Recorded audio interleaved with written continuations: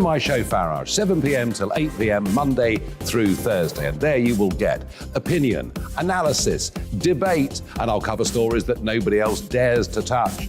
You've been cancelled. Join the club. Oh my goodness me. And then for the last 15 minutes, talking pints. We're over a drink. We have a civilised conversation with someone. We very often disagree, but we do it in a grown-up way. Come and join me on Farage. Hello, I'm Simon Evans. Join me on GB News for Headliners at 11 p.m, where I'll be joined by two of the country's top comedians as we take a look at tomorrow's newspapers tonight. If it's a big story, we'll be covering it, I guarantee, but we'll also have some fun along the way. That's GB News Headliners at 11 p.m. We won't put you to sleep, unlike some of the other paper review shows out there. So join us, 11 p.m, 7 nights a week.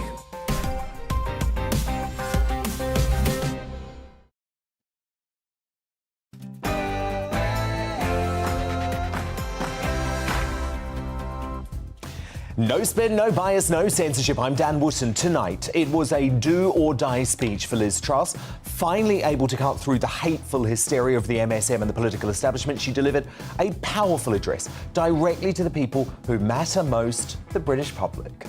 I have three priorities for our economy: growth, growth, and growth.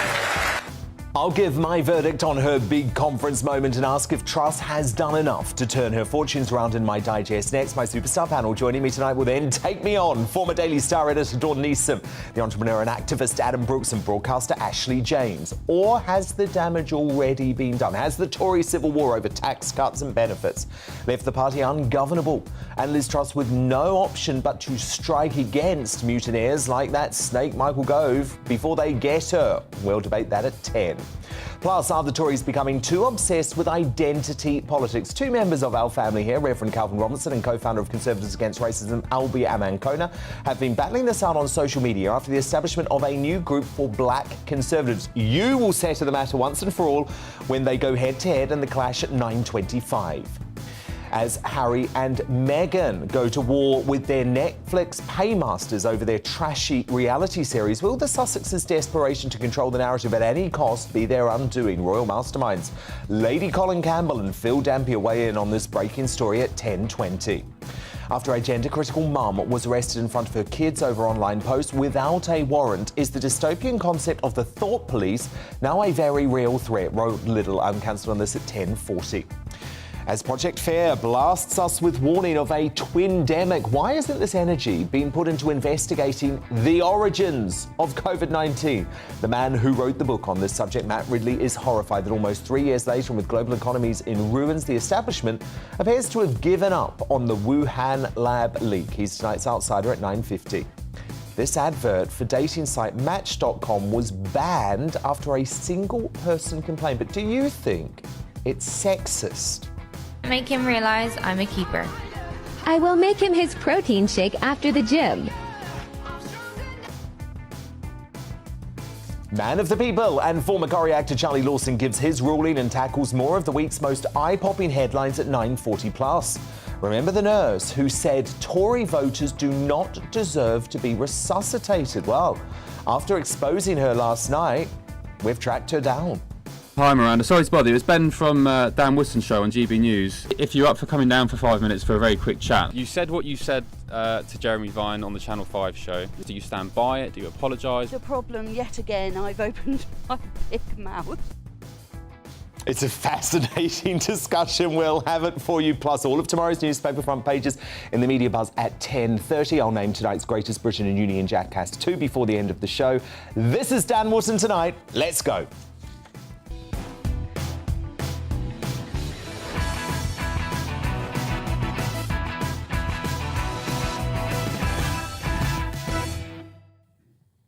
Just one thing first, though. I've known for a long time that all is not well in the on-screen partnership between Queen queue-jumpers Philip Schofield and Holly Willoughby.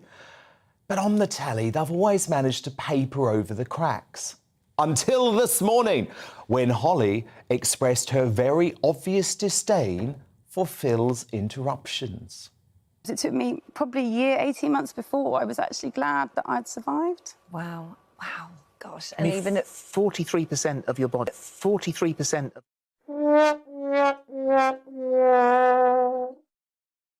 Now, Phil has form for this, of course. And Emmerdale Twisted teacher Maya, that's actress Louisa Klein, will be here talking about... Guys, we're going to have to jump in there and stop you, I'm afraid, because we're a bit tight for time at this end. So thank you, Ruth, and we'll catch you guys a little bit later. Thank you very much. Thank you. Not a nice bloke. My verdict on the Liz Truss conference fight back and the Tory snakes still out to get her coming up on my digest next. In my superstar panel weigh-in, former editor, current columnist for the Daily Star, Dawn Neeson, the businessman and activist Adam Brooks, and the broadcaster Ashley James. But before all of that, the news headlines at 9 with Polly Middlehurst.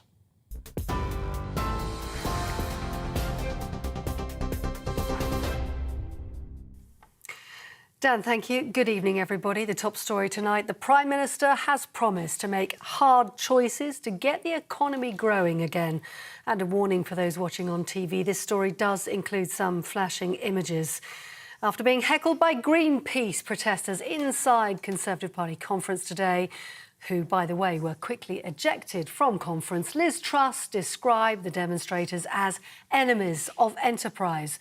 Party members responded with applause to show their support, and she went on to reassure them that both she and the Chancellor were in complete lockstep with one another. I have three priorities for our economy: growth, growth and growth.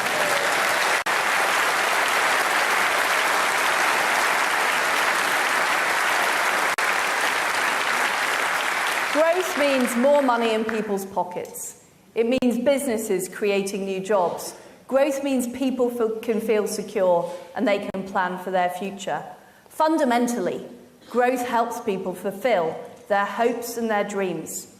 And that's why our dynamic new Chancellor and I will be taking action in three areas.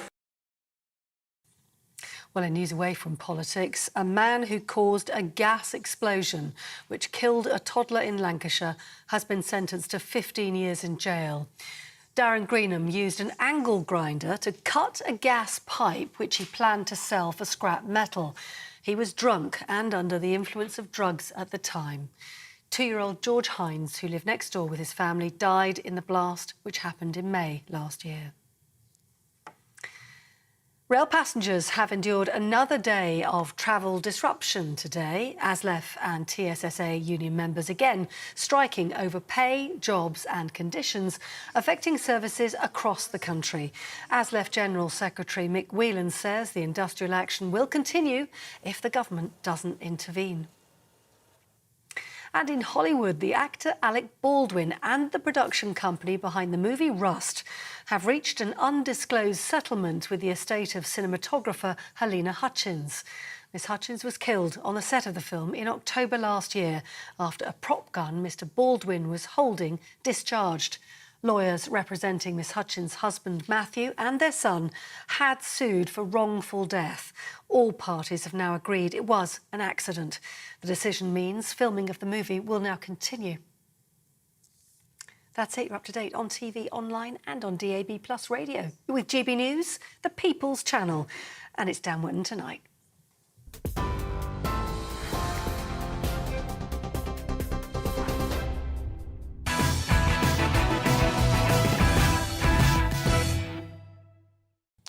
Only 1 month since becoming Prime Minister, and with the MSM and the political establishment deciding she's already dead in the water, Liz Truss was able to make her powerful pitch directly to the British people today, and I believe she succeeded, actually. Sure, it's going to be difficult to brand herself the Iron Lady reincarnated after this week's debilitating U-turn on lowering the top tax rate to the same level as Tony Blair, but her message was powerful. The British-bashing corporation, otherwise known as the BBC, Labour's North London elite, the podcast losers and Twitter no-marks who love James O'Brien are wrong, wrong, wrong.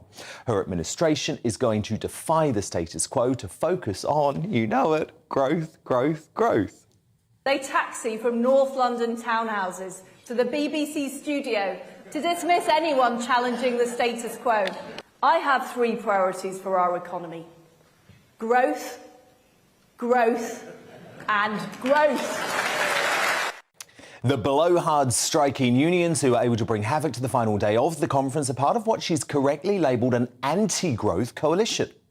Previously, we faced barriers to growth like militant unions, nationalised industries and outdated city regulation. Now we must break down the barriers to growth built up in our system over decades.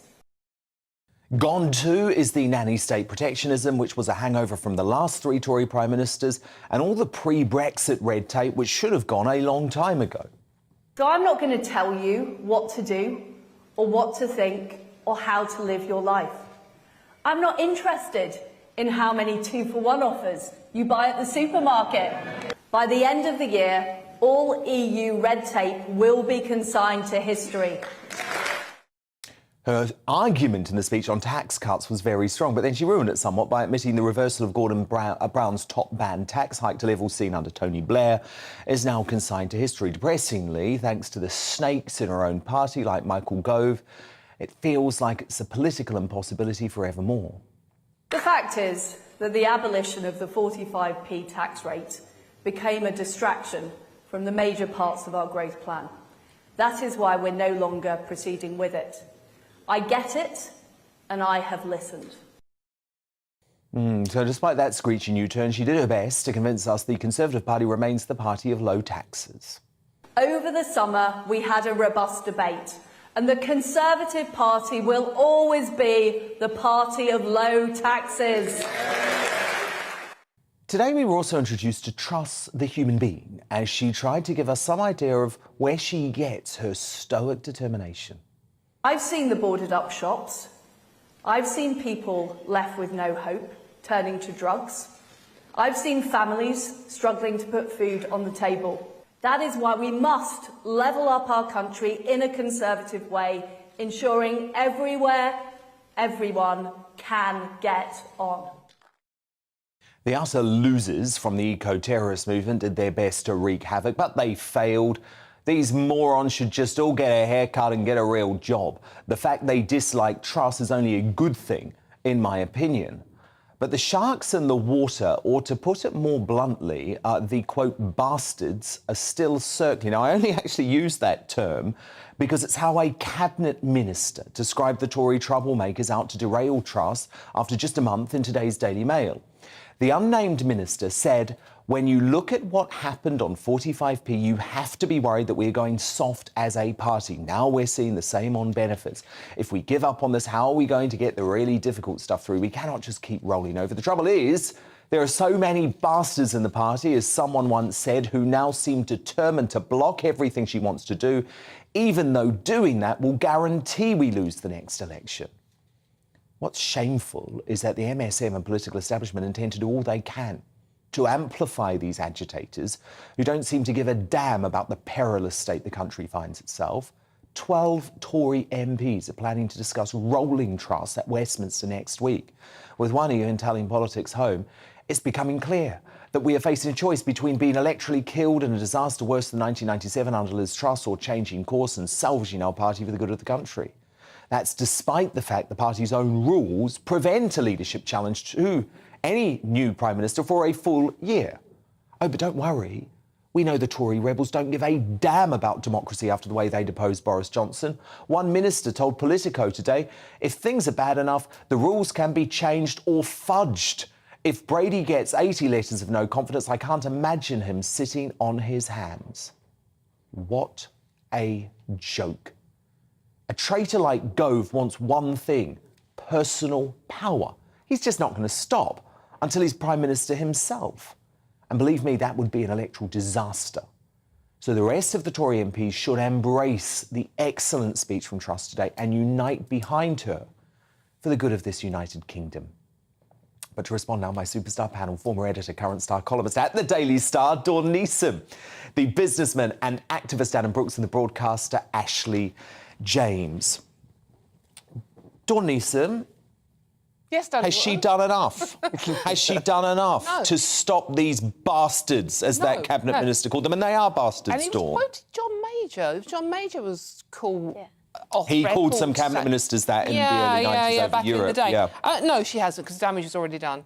The mistake Liz Truss made was... So she's finished after a month, Dawn? Yeah, literally a month since she's become Prime Minister. But I'm not saying I don't think... the speech was OK. It was fine. I don't think it was great. I don't think it was bad. I think she was clear, concise, put clear blue water quite literally between the Conservative Party and the Labour Party for the first time.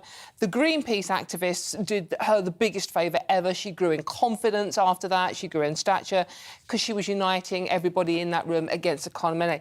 The problem she has done is she should have kept her friends close but her enemies closer. Why? Because Michael... They were always going to be out to destroy her. No, you know, Dan, you know from newspapers, which are very similar to politics, you know that you have to play the game. You have to keep the people that you know are out to get you on side. Michael Gove is a snake. The best thing she could have done, turn him into a handbag and keep him by her side. That's exactly what she needed to do. To give the snake a top ministerial job. Keep him by your side. He still stabbed Boris Johnson in the back. Look, he still stabbed Theresa May in the back. They both gave him a job, Dawn. But they also made it very clear that they didn't trust him, and there's a game to play here, and she hasn't played it. The other problem they made was they didn't explain what they were doing.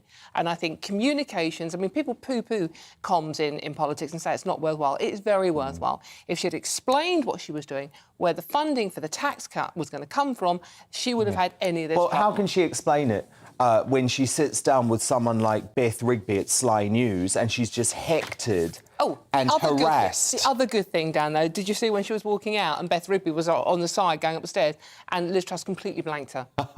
Completely blanked her. So that was... Well, that's what she actually needs to do. She actually needs to blank Beth Rigby forevermore, because this is why it's impossible to communicate with the British public, Adam, because all of these MSM broadcasters, they're not actually looking for her to explain her message. What they're looking for is constant gotcha moments. All they care about are appeasing the Twitter elite, the podcast elite, the BBC elite, the Ramonas. I love the fact that Truss called them all out today. Yeah. No, I think it was quite a reassuring speech, to be fair. It was calming. The pound hardly moved. It did have a blip, but now it's hardly down. You know, it's where it was against the euro. So I don't give a damn about that, though. No, but it's slightly down against the dollar. But the markets have not been rattled by this speech. I think, you know, going back to Gove, what you do with snakes is you cut the head off the snake. I personally think he needs the whip removed. You know, I think he's done it to so many. Boot him out. That would have been lethal. Boot him out. Absolutely lethal. You take the whip away from your enemies and you are in serious trouble. I think it's causing so much problems that you've got to do that. But I think she's shown she wasn't fazed, you know, by what's going on. I think she was confident, a little bit of humour, as you said. I think she come across as human, which the newspapers tried to sort of demonise a lot of these politicians. She did come across as relatable, you know, I think today. Yeah, it was a fun speech. I think if they try and depose now, you know, if they try and depose Truss, I would certainly never trust a Conservative Party again. They'll be utterly because finished. This country needs stability.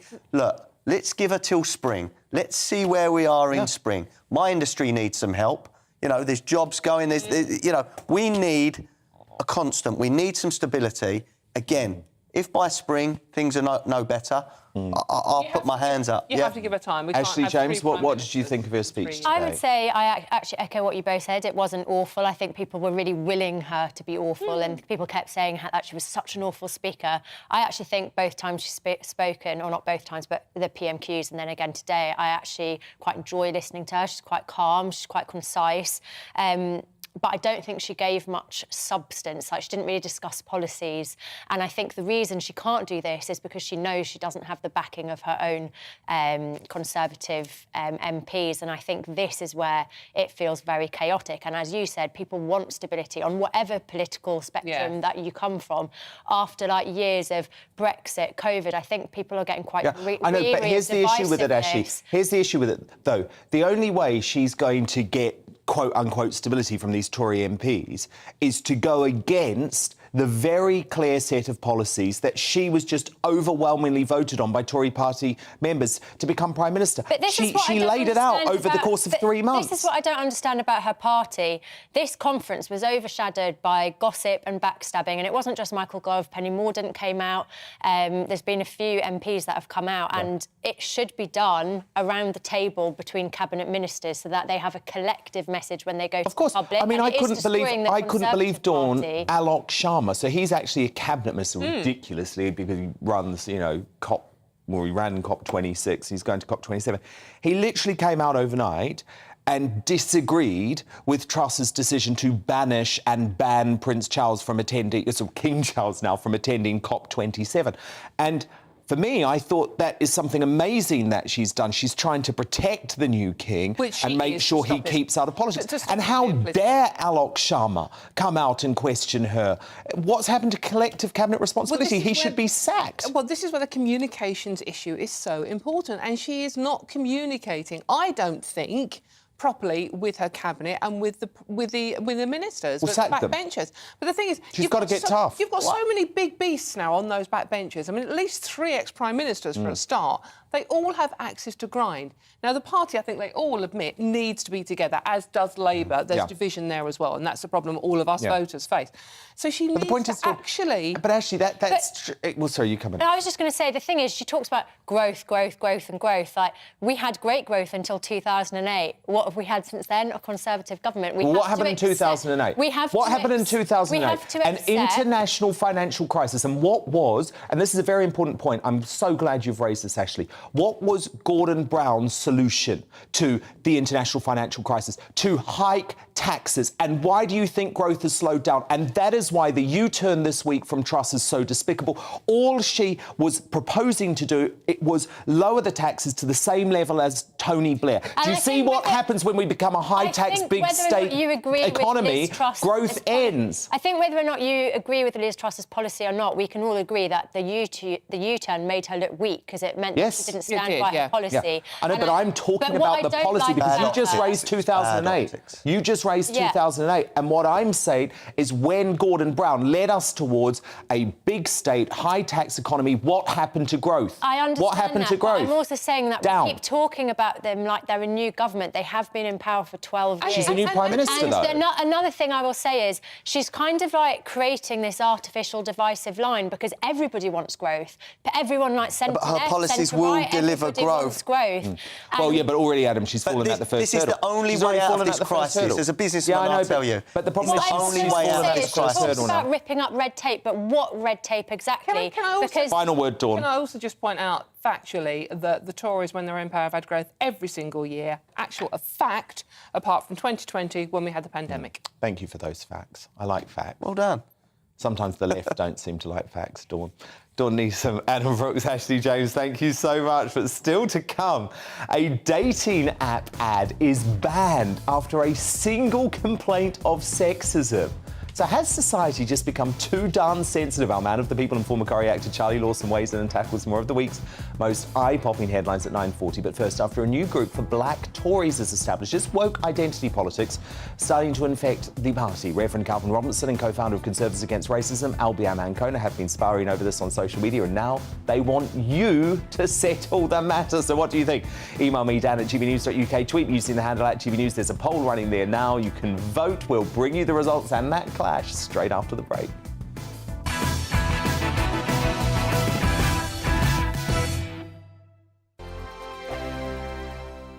Weekday afternoons on GB News, we've got the whole of the UK covered. From 12 to 3, it's GB News Day with me, Mark Longhurst. And me, Gloria Di Piero. You'll get the very latest on everything that's been going on across our great nation. And from 3 till 6, watch out for GB News Live with me, Patrick Christys. I'm not here to mess around. With all the biggest topics and guests, you will always be up to date. GB News Day and GB News Live from 12 p.m. Only on GB News. The People's Channel, Britain's news channel.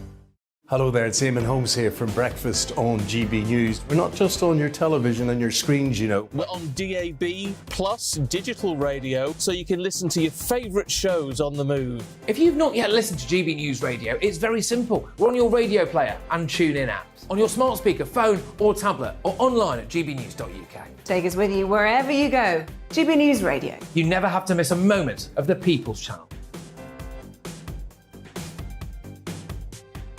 Join my show Farage, 7 p.m. till 8 p.m. Monday through Thursday, and there you will get opinion, analysis, debate, and I'll cover stories that nobody else dares to touch. You've been cancelled. Join the club.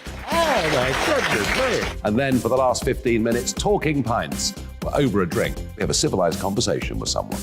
We very often disagree, but we do it in a grown-up way. Come and join me on Farage. Hello, I'm Simon Evans. Join me on GB News for Headliners at 11 p.m, where I'll be joined by two of the country's top comedians as we take a look at tomorrow's newspapers tonight. If it's a big story, we'll be covering it, I guarantee, but we'll also have some fun along the way. That's GB News Headliners at 11 p.m. We won't put you to sleep, unlike some of the other paper review shows out there. So join us, 11 p.m, 7 nights a week.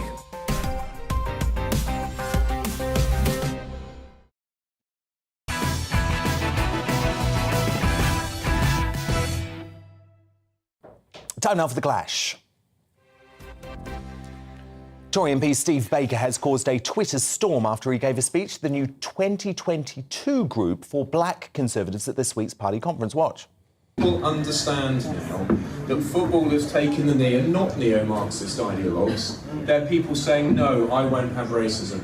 No, I won't allow my friends to suffer racism. Like Martin Luther King taking a knee in prayer, they're just saying, this is where I kneel. This is where I take, in a sense, my stand with my friends and say we're going to go forward together as equals. That's what the 2022 group is about. It's about us as equals, having equal opportunity, being friends together, and my goodness, you look beautiful tonight. Now, that clip sparked a tense debate after our very own superstar panellist and Conservative Party member, Calvin Robinson, questioned the need for a black Conservatives event. The Reverend believes skin colour is irrelevant to conservatism and highlighted the divisiveness of using identity politics.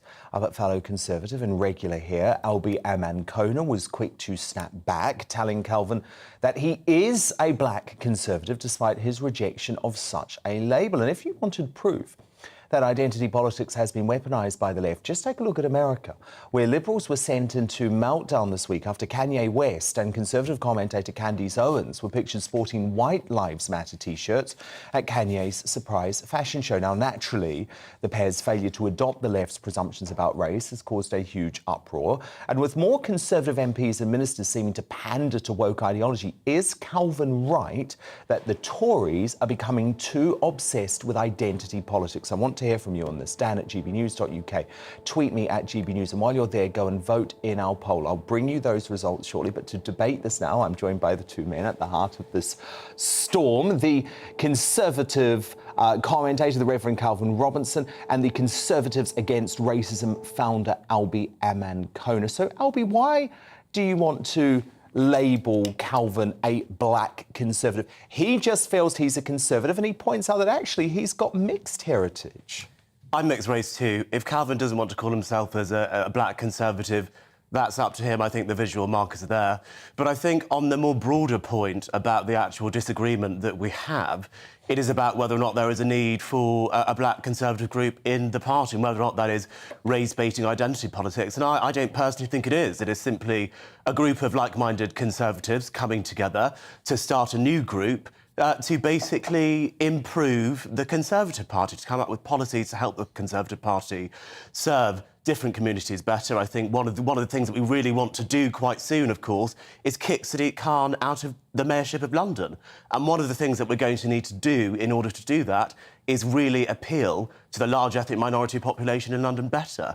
And that is something which the party needs to work on. But Calvin Robinson, you say there's no need for this group at all. Why? And it's getting personal now because Albie just said the visual markers there. Which visual markers? I have brown skin. That doesn't make me black. I'm half black and half white. Half of my family is white, half of my family is black. To call me just solely black is quite racist because it's saying because I have brown skin, it's the one-drop rule. You're disregarding half my heritage, half my family, half my lineage. I find that quite offensive from someone who's claiming to be anti-racist. So don't tell me the visual markers there. And when I said in person to Albie that I'm not a black conservative, and when I said it online that I'm not a black conservative, I'm just a conservative, both times he said, you are, whether you like it or not. I'm sorry, you don't get to label me as black because I'm not black, I'm mixed race, I'm biracial, I'm whatever you want to call it, person of colour, but I'm not black. I'm not solely black, I'm half black and half white. So please don't disregard that. But secondly, as a party, we don't need to splinter off into these groups, especially not racial groups. We don't need to say we've got a group of black conservatives there, Indian conservatives there, whatever other ethnic minority group of conservatives there. The whole idea of conservatism is that we represent the individual and the individual's rights to represent themselves. That is fundamental. We see everyone as a person, not as a blanket group. That's what the left do. That's what Labour do, to control us, to get into power. They say, you didn't even black come people to the event. have to vote for us. Should I tell you about the event? I'm not going to go to an event Should I tell you about the by event? someone that says Should I tell you about black the event? conservatives and tells me Would I you have like to go to there hear because about I'm it? black. Well, I saw the footage of the event, actually. I saw Steve Baker get on stage and say that footballers should take a knee. You saw 30 seconds. And then I didn't interrupt you. Would you like me to tell you about the event? I didn't interrupt you. OK, don't talk over each other. But, Albie, I just want to put something to you because Calvin has made this point that actually some of this rhetoric, which the left seem to adopt, can actually be racist. And we've seen over the past 24 hours the hard left radio presenter James O'Brien be incredibly racist when he is talking about the heritage and the background and actually the mental health of our Home Secretary Suella Braverman, claiming that because she has a different background, she should have made a different decision when it came to stopping the boats across the English Channel. So aren't you just buying into this divisive left-wing rhetoric? In the same week that Posy Kwarteng was told he was superficially black. Yes, you finished. I was asked the question and not you. So the point is, Dan, this rhetoric that we've heard from Rupert Hutt recently and also more recently from James O'Brien, it is divisive, but that is not what any of the groups that Calvin insulted, the LGBT Conservatives, Women to Win, the Conservative Women's Organisation, which was founded in 1919, Conservatives Against Racism, or the 2022 group, which has recently been founded this year, are about. What these groups are about are individual Conservatives coming together to make campaign groups, to help us appeal to the different groups of voters that we need to win general elections. Based on their skin colour? That's inappropriate. No, based on a number of different based on the issues that matter to them. Based on a number of... Skin colour is an unimportant issue. People from Conservative Friends of India would say their Indian heritage matters to them. People can't afford to heat their homes right now. What they need is help with the cost of living crisis. What they don't need to be is splintered into these groups. That's not what it's about. These are campaign groups to help us win elections, Calvin. Would you like to see us return a Conservative majority in 2024? Yes or no? But why does it, not if it's but based Albie, on why does it matter? No. Why does it matter if a member of the Conservative Party is gay or It doesn't matter. Exactly. It doesn't matter. But members of the Conservative Party from particular communities in this country are better at speaking to those people in those communities who are on the fence. If we look at the red wall... So are you better at speaking to me because of the colour of my skin? Is that one of the things... Because I don't find you better at speaking to me or putting across Conservative issues to me than other people. Calvin, I just don't think you like me talking to you at all, but that's absolutely fine. I enjoyed talking to you. Did I not buy you a bottle of wine yesterday? Yes, I have no problem talking with you. The problem I have is when you try to label me by the colour of my skin and try to talk to me about my politics. OK, finish your point. We are trying to have a civilised debate, but you are really making this rather unpleasant. I'm sorry, but sir, but you were interrupting me when I was talking. Which is disappointing. You were interrupting me first, very disappointing. So don't give me the high ground about being disappointed. I'll take the high ground. I am disappointed that you are being a racial grifter in a Conservative Party that shouldn't have anything to do with this. Which we are going to be using to help us win the next general election. I had people coming up to me at Conservative Party conference from these groups and saying, why has Calvin Robinson insulted some of the most influential and old groups in the Conservative Party, like the Conservative Women's Organisation? Why has he done that when he claims to believe in the Conservative Party? Yes, why have you done that, Calvin? Because we should not be splintering based on our immutable characteristics. There are things about ourselves we cannot control, therefore we shouldn't be proud or ashamed of them. Now, if there's a group set up that is in order to protect a group that is being disenfranchised or discriminated against, like the women's organisations were in 1919, before they had the equal right to vote, that makes sense. But nowadays, in a time when everyone has equal opportunities under the law, we don't need to be promoting promoting different groups in different ways. Can I ask? I want to ask you both about the other social media storm that erupted during the Conservative Party conference. Kanye West and Candace Owens are wearing these White Lives Matter T-shirts. They were proving or making quite a point, I guess, Calvin, against the Black Lives Matter ideology, which they say is a scam, and we have obviously covered that on the show for some time. But did you agree with what they did, Calvin, or did you think that was a divisive act? I think it was crass, but they made a good point that if someone can wear a Black Lives Matter T-shirt, someone can also wear a White Lives Matter T-shirt, because if Black Lives matter, so do white lives, because all lives matter. That's, I think, the message they were trying to get across. Albie, you obviously run the Conservatives Against Racism organisation. What did you make of them wearing the T-shirt? Look, I think what Candace Owens and Kanye West want to get up to get a few likes on Instagram and cause a story is up to them. That wasn't why they were doing it. I mean, come on. These are two people. Albie, come on. Kanye West and Candace Owens are two of the most followed people in the world. Yes, of they course. don't give you likes on social media. They did this to make a genuine... What you're doing there is you're projecting. If you want to put things on social media to get likes and clicks, that's up to you, but don't disregard what everyone else is doing. I'm not disregarding it. I just said I don't particularly People are trying to make a difference. I don't particularly care about this issue. So you thought it was OK that they were... It's up to them what they do, Dan. I don't particularly care about what either of them want to do. It's up to them. They're free to do it. So, Calvin, to wrap up, I guess your overall conclusion is that the Conservative Party is starting to become too preoccupied with identity politics. We've ceded way too much ground to the left, to the point that a lot of people look at the Conservative Party these days and cannot see the difference between the Labour Party and the Conservative Party. And that's a great shame, because we should have something positive to offer. We should say, when the left are putting you into these divisive boxes in order to own your vote, and that's what Albie was just talking about, appealing to people's votes based on their immutable characteristics. When the left are doing that, we're going to do the opposite, because we should see people as individuals. Doesn't matter your ethnic background. And it's a meritocracy, Albie. It's how good you are at things. Yeah, and isn't that the best thing about the Conservative Party, Albie? And that's why I am worried about the slippery slope. They don't do quotas. We're not talking about They do meritocracy. I'm sorry. I really do just have to double down on this point. The reason why I wanted to talk about what actually happened at the event is because we didn't talk about quotas at all. We spoke about meritocracy. Look, we have a different opinion on this. These groups, the Conservative Women's Organisation, founded in 19, is not some woke organisation. It's over 100 years old. It's one of the oldest political pressure groups in the entire world. And the Conservative Party has a long history of groups, whether or not that is Conservative Friends of India, Conservative Friends of the Caribbean, now the 2022 group, which have done amazing work with campaigns and engaged with communities. Can I ask a question? Final word, Calvin. And that's what we need for the next general election. We need less of this blue on Final blue. word, Calvin, not a question, but you can make one more statement. As a united Thank you. party. Calvin doesn't help with that. He's divisive.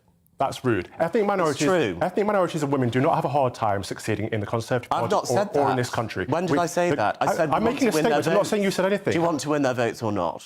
So not if it's down to immutable characteristics, not if it's down to identity politics, let's stop not the if it's blue down on to blue. breaking people down Let's stop the by blue the on colour blue of and unite to win the next general election. You are divisive, Albie. Let's stop the blue on blue. Stop and it. unite quite to win the racist. next I've general enjoyed election. this, but stop now. I'm going to call time. I'm calling time. Time out. We need more blue on blue. We need to apply more pressure. Make the Conservatives Time out, boys. Time out, boys. Left. So we're going to put this to the viewers now. Do you agree with Calvin Robertson? Are the Tories becoming too obsessed with identity politics? Ali on Twitter says, I think they are becoming infected by the woke virus, but I do think Liz and Suella get it and may do more than any other government to turn things around. From Angel, they are going down the Labour route of pigeonholing people by the shade of skin. Calvin Robertson is spot on condemning it. And from Lynn, the only reason why I initially support the Black Conservative group is because at present, if you are Black or Asian and a Conservative, you are ostracised, often shut out from your community and friend groups and don't know who to talk to, so it can be lonely. Yeah, that is a fair point, I think. Your vote is now in, though, and it is overwhelming. 89% of you agree with Calvin that the Tories are becoming too obsessed with identity politics. 11% of you saying they are not. Coming up, as the establishment tries to scare us over a twin-demic, why aren't they focusing instead on investigating the origins of COVID? The man who wrote the book on the subject, Matt Ridley, tonight's Outsider at 9:50. But first, why was a Match.com ad axed over a single complaint of sexism? And why did Oxford University issue trigger warnings over a freshers' fair? Yep, really. Man of the people, Charlie Lawson, wades through those eye-rolling headlines. He's up in just 2 minutes' time.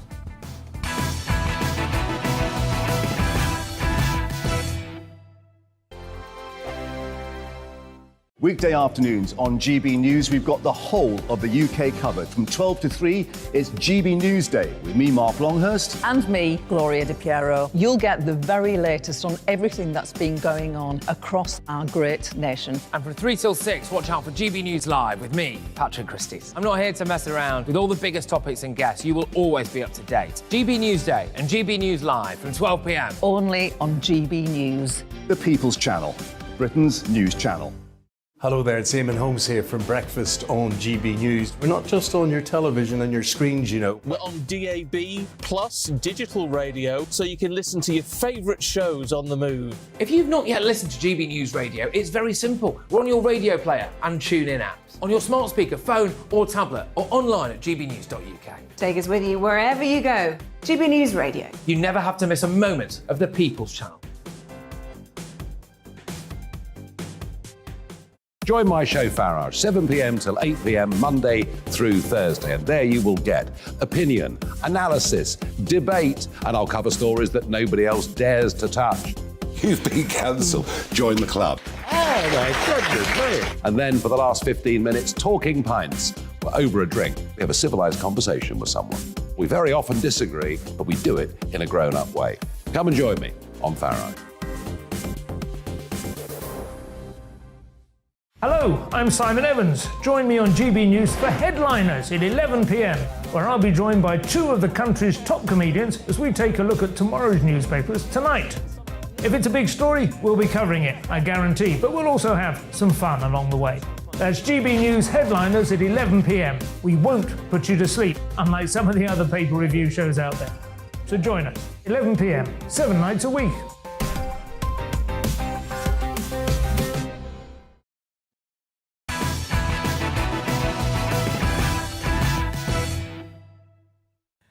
Our man of the people, Charlie Lawson, is here now, and another classic example of lefty pandering by our academic institutions. Oxford University Student Union has announced they will place trigger warnings on freshers' fare stalls, which they think students may find distressing. In a message posted on social media, the Student Union reassured students they have put in place mitigations to support the welfare of students after failing to ban any of the 400 societies because of that pesky little thing called freedom of speech. But wellbeing zones will be set up for anyone who feels uncomfortable at this event, following a row sparked by anti-abortion groups. Last year, the union itself said it requires events to adhere to its robust freedom of speech policy. I mean, Charlie, this is mad, isn't it? It's just another example of these universities going completely woke and actually, Charlie, not preparing their students for the real world. Well, I mean, I don't know about you, Daniel, but I never went to Oxford or Cambridge, and I certainly didn't. But I mean, the unfortunate thing is that this seems to stem from early education. So by the time they get to Oxford or Cambridge or wherever, their brains, their little tiny brains, have been so washed by this wokery bloody nonsense that some buck Egypt in Oxford in the halls of this and the halls of that has decided, well, we'd better take care of our poor wee kids. It's just breeding a generation of young people who are just going to be a complete disappointment to the likes of us, I'm afraid. I mean, I'm old enough to remember sort of 40 years ago when some of my peers went to university, and I'll tell you what, they were hard wee bastards, so they were, and they got on with it. I mean, what are they going to ban next? Or what are they going to worry about Oxford rowing team because they're a bit too butch?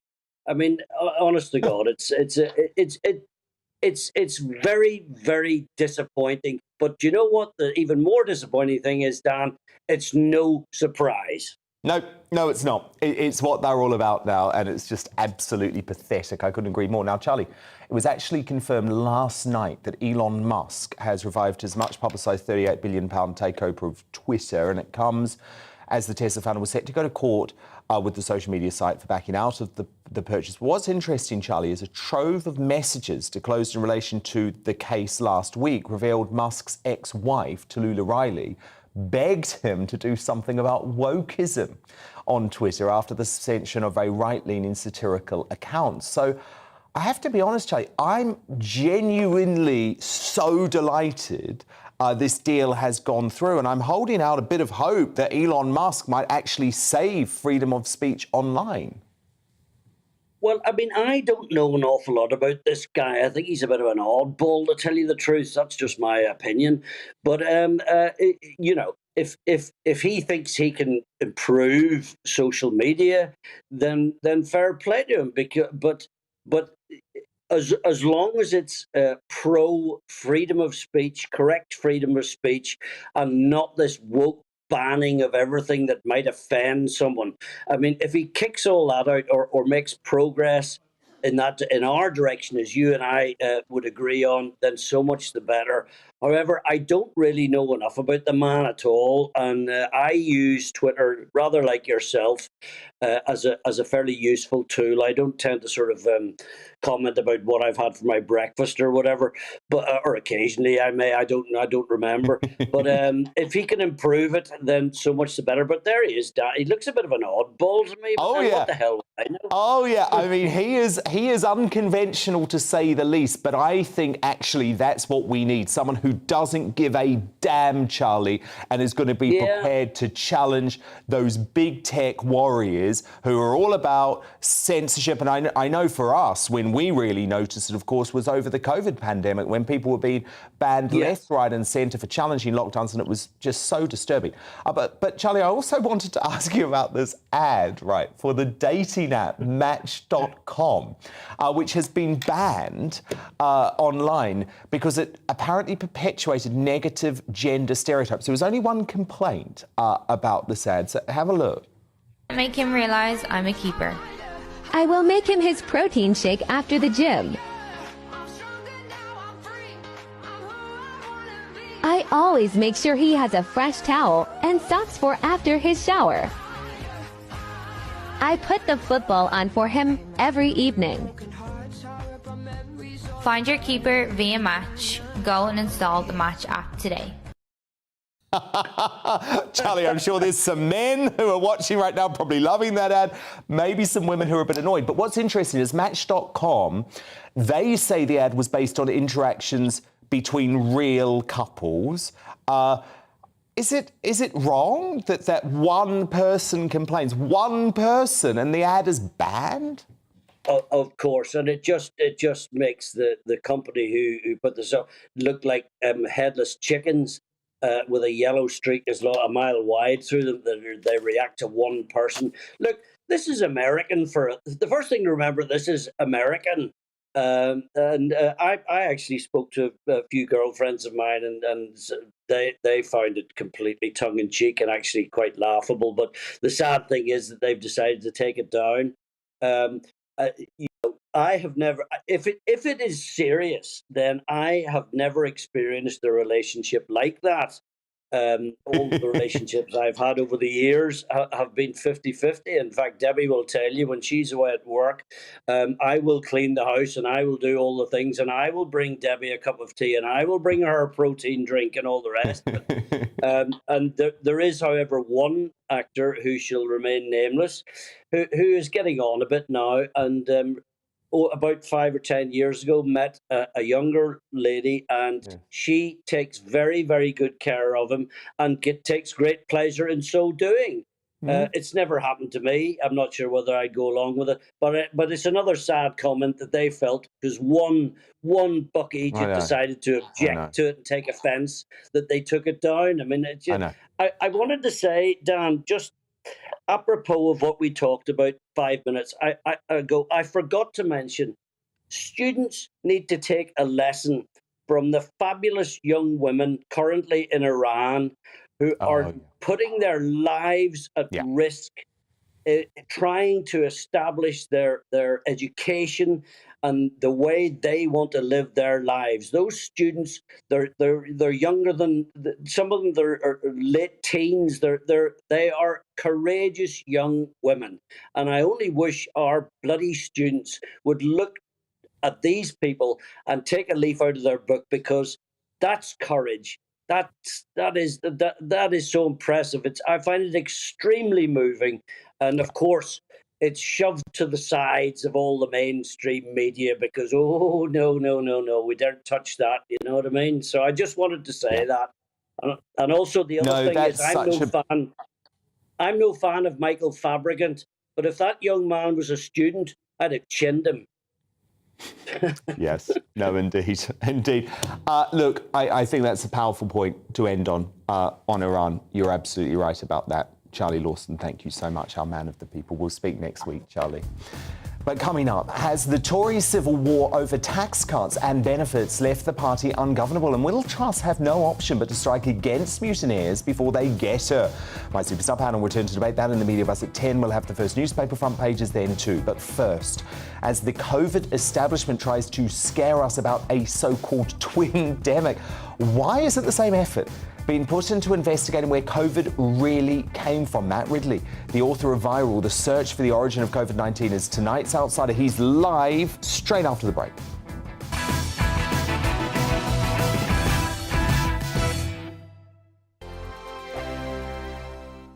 Weekday afternoons on GB News, we've got the whole of the UK covered. From 12 to 3, it's GB News Day with me, Mark Longhurst. And me, Gloria Di Piero. You'll get the very latest on everything that's been going on across our great nation. And from 3 till 6, watch out for GB News Live with me, Patrick Christys. I'm not here to mess around with all the biggest topics and guests. You will always be up to date. GB News Day and GB News Live from 12 p.m. Only on GB News. The People's Channel, Britain's news channel.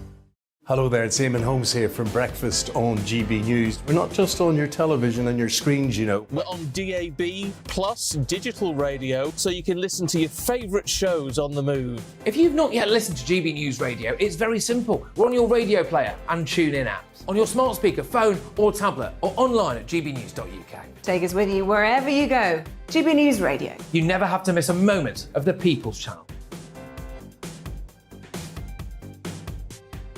Join my show Farage, 7 p.m. till 8 p.m. Monday through Thursday. And there you will get opinion, analysis, debate, and I'll cover stories that nobody else dares to touch.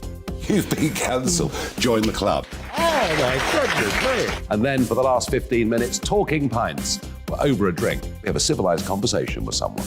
We very often disagree, but we do it in a grown-up way. Come and join me on Farage. Hello, I'm Simon Evans. Join me on GB News for Headliners at 11 p.m, where I'll be joined by two of the country's top comedians as we take a look at tomorrow's newspapers tonight. If it's a big story, we'll be covering it, I guarantee, but we'll also have some fun along the way. That's GB News Headliners at 11 p.m. We won't put you to sleep, unlike some of the other paper review shows out there.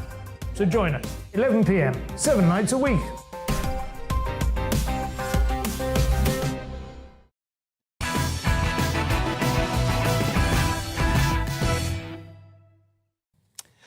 Former House of Lords peer and top author Matt Ridley is tonight's Outsider. And failed London Mayor Sadiq Khan has lent his unwelcome voice to the chorus of COVID hysteria by declaring his concern about the unproven prospect of a twin-demic with flu this winter. But as the scaremongers set the ground for another winter of COVID gloom, the origins of the virus remain shrouded in Chinese secrecy. Crucially, though, the Lancet Commission into COVID-19 has now concluded that the Wuhan lab leak theory needs further investigation. No sugar, Sherlock. And that's despite Western scientists' long-held fears of upsetting Beijing. The commission, chaired by economist Jeffrey Sachs, shockingly found that no independent, transparent and science-based investigation has been carried out regarding the bioengineering of SARS-like viruses. Laboratory notebooks, databases, email records and samples of institutions involved in such research have not been made available to independent researchers. How can it be? How can that be? That 3 years on, with over 6.5 million people dead and economies and livelihoods unnecessarily destroyed, there has still been absolutely no investigation into this very real possibility. And the latest diversionary suggestion that's appeared in the media claiming it somehow originated in an American lab, where the outbreak undoubtedly, in my view, started in a Wuhan lab, seems to me to simply be parroting Chinese propaganda. But Matt Ridley continues to lead the charge for answers. He's literally written the book on it, Viral, The Search for the Origin of COVID-19, and I'm delighted to say he joins me now. So, Matt, what is going on here? Is this American lab leak theory just Chinese propaganda coming into the mainstream? Yes, it is. This is exactly what the Chinese have been saying for some months now, that it probably started in an American lab. That's highly unlikely for various reasons, not least because there are no horseshoe bats in America, and this is a horseshoe bat virus originally. But unfortunately, Jeffrey Sachs, who's chairman of the Lancet Commission, said that it might have originated in US lab biotechnology.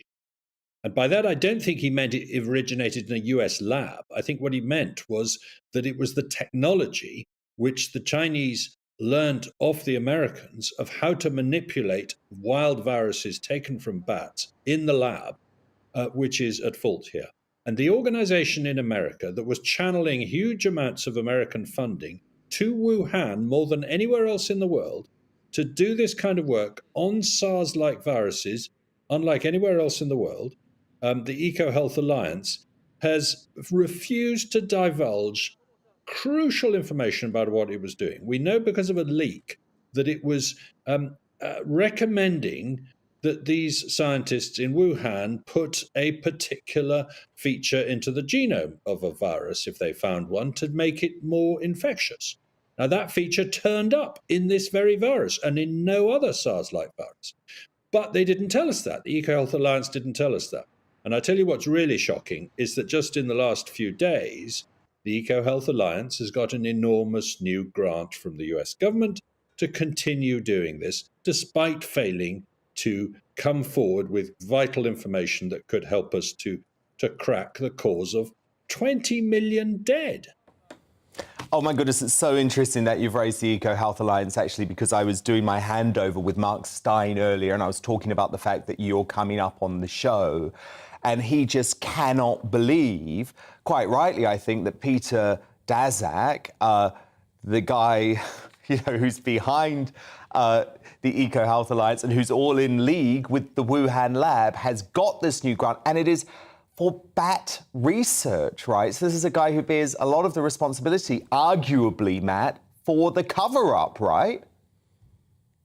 Well, what we know is that this is a bat virus.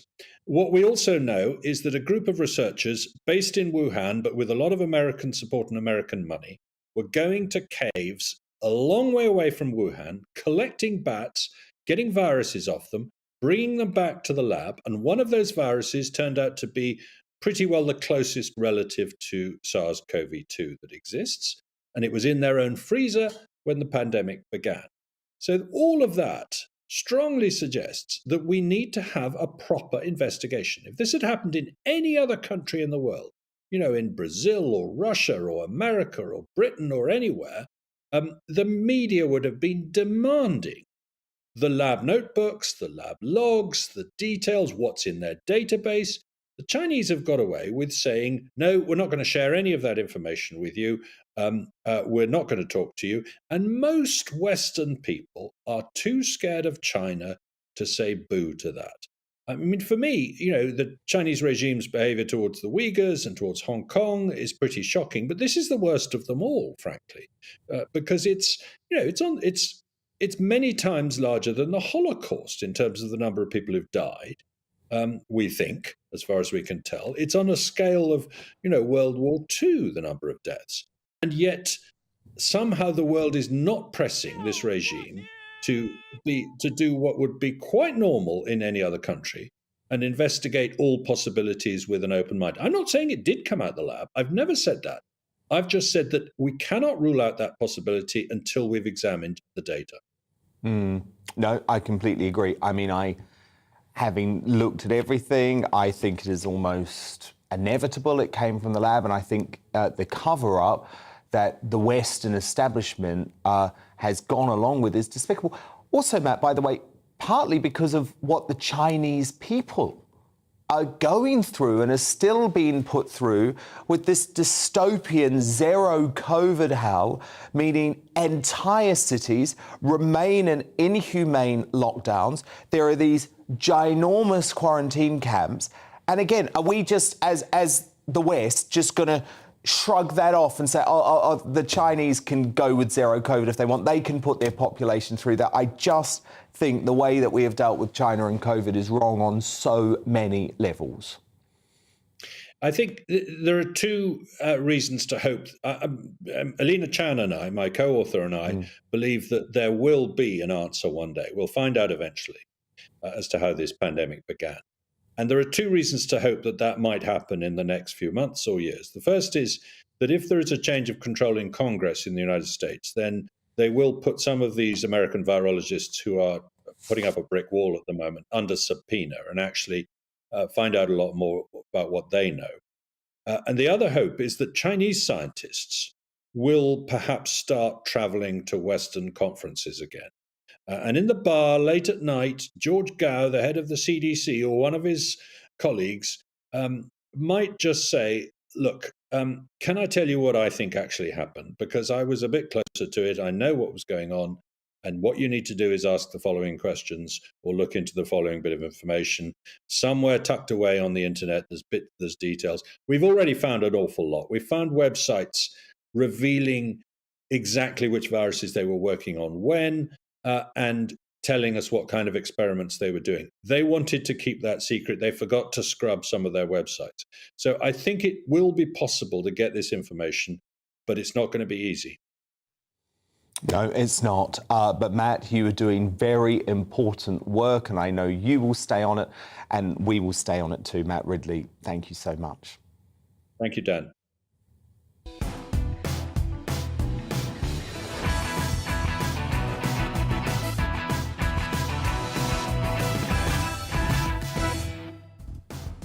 It's 10 p.m. I'm Dan Wootton. Tonight it was a do-or-die moment and Liz Truss rose to the challenge, showing glimpses of the new Iron Lady she aspires to be in a powerful speech at conference.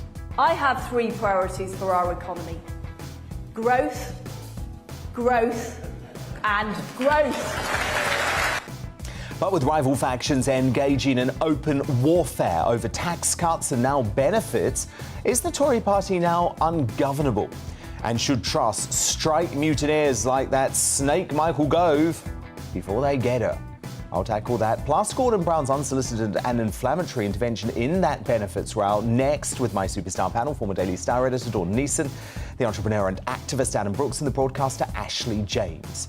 As Meghan and Harry demand chunks of their trashy reality series be cut, putting them at loggerheads with their Netflix paymasters, will their desperation to control the narrative be their undoing? Well, my royal masterminds, Lady Colin Campbell and Phil Dampier, are back on this at 10:20. After a gender-critical mum was arrested in front of her kids over online posts without a warrant, is the dystopian concept of the thought police now a very real threat? Rod Liddle is uncancelled at this at 10:40. Plus, as the city of Paris effectively boycotts the Qatar World Cup, why are the virtue signallers of the England squad not taking a proper stand against human rights abuses in the country? And do you remember the nurse who said yesterday or on Monday night that Tory voters do not deserve to be resuscitated? Well, after exposing her last night, we actually tracked her down today. Hi Miranda, sorry to bother you. It's Ben from Dan Wootton show on GB News. If you're up for coming down for 5 minutes for a very quick chat. You said what you said to Jeremy Vine on the Channel 5 show. Do you stand by it? Do you apologise? The problem, yet again, I've opened my big mouth. So she's lost her job, but does she stand by her comments? We'll reveal all in the Media Buzz next. And Labour maths with Diane Abbott has got her facts all wrong again after joining a lefty Twitter pile-on against me. It happens all the time, honestly. I'll reveal exactly what went down as I crown tonight's greatest Briton and Union jackass at 10:50. So do stay up with us tonight. But before all of that, the news headlines at 10 with Polly Middlehurst.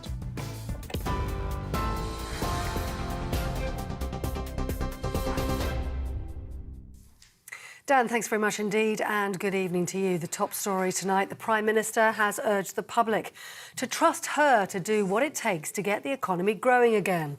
And a warning for those watching, this next story includes flashing images. Well, in her closing speech at Tory party conference, where she was incidentally heckled by Greenpeace protesters, Liz Truss promised she was ready to make hard choices for Britain. She also attempted to reassure the party that she and the Chancellor are in complete lockstep with one another. Growth means more money in people's pockets. It means businesses creating new jobs. Growth means people can feel secure and they can plan for their future. Fundamentally, growth helps people fulfil their hopes and their dreams. And that's why our dynamic new Chancellor and I will be taking action in 3 areas. Well, in news away from politics, a man who caused a gas explosion which killed a toddler in Lancashire has been jailed for 15 years. Darren Greenham used an angle grinder to cut a copper gas pipe, which he planned to sell as scrap. He was drunk and under the influence of drugs at the time. 2-year-old George Hines, who lived with his family next door, died in the blast, which happened in May last year. A French court has cleared 3 British teachers of any wrongdoing over the death of a 12-year-old girl who drowned while on a school trip in 2015. Jessica Lawson died after a pontoon capsized in a lake near the city of Limoges. Stephen Lane, Chantel Lewis and Daisy Strathers were found not guilty of the French equivalent of manslaughter by gross negligence. And the actor Alec Baldwin and the production company behind the movie Rust have reached an undisclosed settlement with the estate of the cinematographer Helena Hutchins. Miss Hutchins was killed on the set of the film in October last year after a prop gun Mr. Baldwin was holding discharged. Lawyers representing Miss Hutchins' husband, Matthew, and their son had sued for wrongful death. All parties have now agreed it was an accident. The decision means filming of the movie will now go ahead. That's it. You're up to date on TV, online and on DAB+ radio. You're with GB News. Now back to Dan Wootton tonight.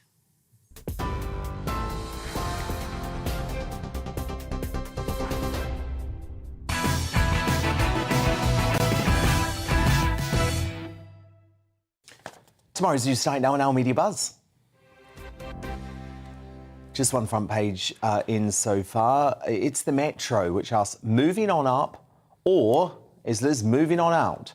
That's after a new YouGov poll on the day of the PM's Tory party conference speech suggests she is less popular than Boris Johnson and Jeremy Corbyn. But I guess we've got to let the speech work. And also remember that she's only been Prime Minister for a month. And I wonder why her support is so low. It's because of the constant drumbeat from the mainstream media, who are determined for her to fail. Anyway, my superstar panel back with me now, former editor, current star columnist for the Daily Star, Dawn Neeson, the businessman and activist Adam Brooks, and the broadcaster Ashley James. Now, Truss hinted she will stick by her plan to rein in benefit spending, even if it's unpopular, as she defied her critics with a brilliant conference speech to the Tory party faithful today. Work's rewarded. I believe in fiscal responsibility. I believe in getting value for the taxpayer. I believe in sound money and a lean state.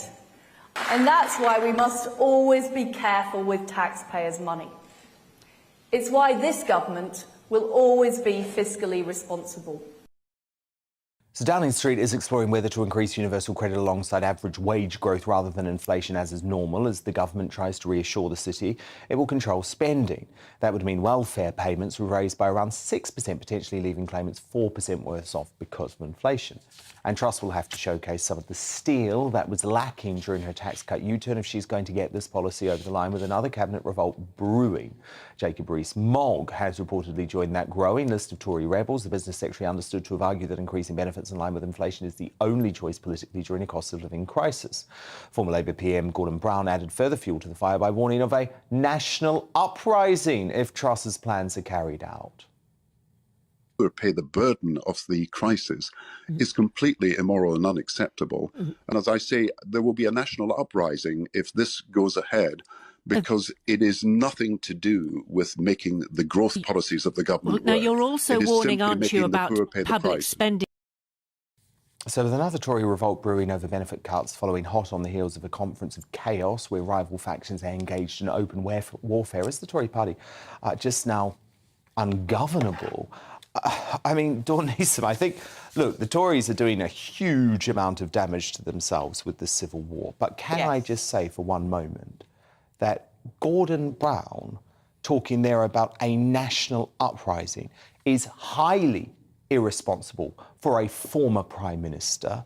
What's he doing? Encouraging people to get out on the streets. I mean, what the heck? And by the way, you know, even if the benefit rise is lowered to 6%, lots of private individuals working in the private sector on not much more money than what people earn from universal credit are going to be having to deal with real term pay increases far less than that, Dawn. I think what Gordon Brown has said is worth saying. I think the way he's said it is profoundly wrong. National uprising, what does he mean? No, that's what I mean. I think using inflammatory rhetoric like that is completely wrong. It's not helping anybody. It's not helping either party. It's not helping ordinary people.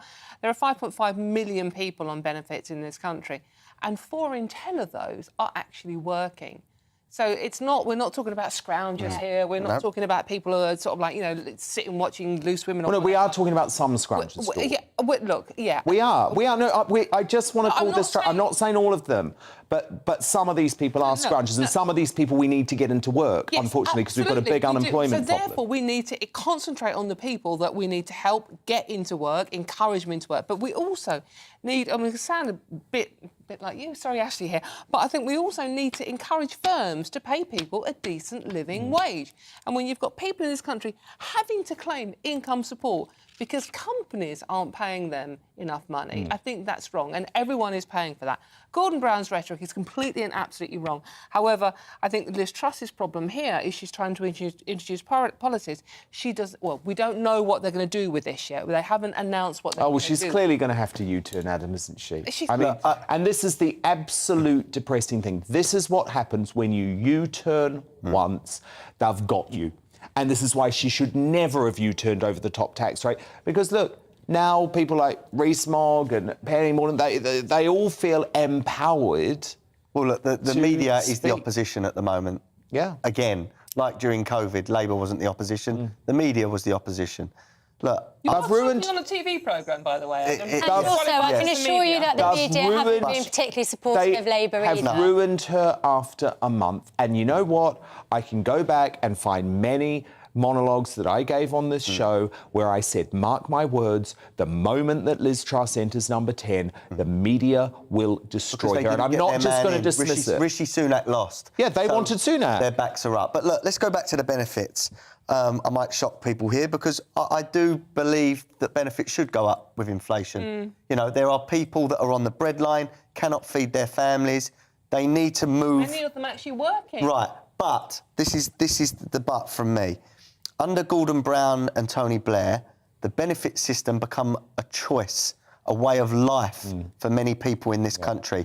Not millions, but for some, it become a way of life. Yeah, and the system is being cheated left, right and centre. Ashley's shaking her head at that. No, I actually wasn't a Labour supporter back in the day, so I'm not going to defend either Gordon Brown or Tony Blair. But what annoys me about the discussion around benefits is we always equate it to scroungers and unemployed. And yes, I agree, of course there are people who are abusing the system. But there are also... You don't think there are any scroungers? No, I've said, of course there are scroungers. But as Dawn said, a lot of people who are on universal credit are people who are in work or who are unable to get work because but a lot are not. Parents. Yes, but this is where we have a benefits this is what problem my frustration is. Rich people who avoid paying tax cost $100 billion to the Exchequer every year, and lots of them are party donors of the Conservative Party. £10 billion spending on PPE that didn't work, £4.9 billion lost to COVID loan fraud. So when we talk about benefits, it's always boiled down to scroungers and people who abuse the system, who, by the way, I think it's absolutely abhorrent, in the same way that I think people that are at the other end of the spectrum who have tax havens and avoid paying tax... But the people at the other end of the spectrum... provide cost the vast, us more. Provide not the if they're not paying their tax. vast bulk of the tax. Not if they're not paying tax. And let me also say, Suella Braverman, who came out yesterday saying how... Brilliant speech, wasn't it? £4,800... sorry, she came out saying... no, it was absolutely ridiculous. It was awful. But let me just point out that she spent £4,815 in expenses for her second home. Bear in mind, universal credit, you get $4,018 for the entire year. Now do some of the Labour MPs. I agree. Some of the MPs' expenses on top of their salaries. You had two Tory MPs... But actually, I mean... Yeah, OK, and Gary Lineker shouldn't be paid £1 million. I mean, you know, yes, there is lots of waste. And this isn't a left versus a right. This is me talking that... But there's also a benefits problem. I sort of think you're doing whataboutery. I'm not We're talking about the benefits What I'm saying is we're talking about benefits, and it's very brave of Suella Braverman to come out and criticise benefits, but she's claiming more than that on top of her salary. She claimed £159,000 on top of her salary. OK, so you don't... Well...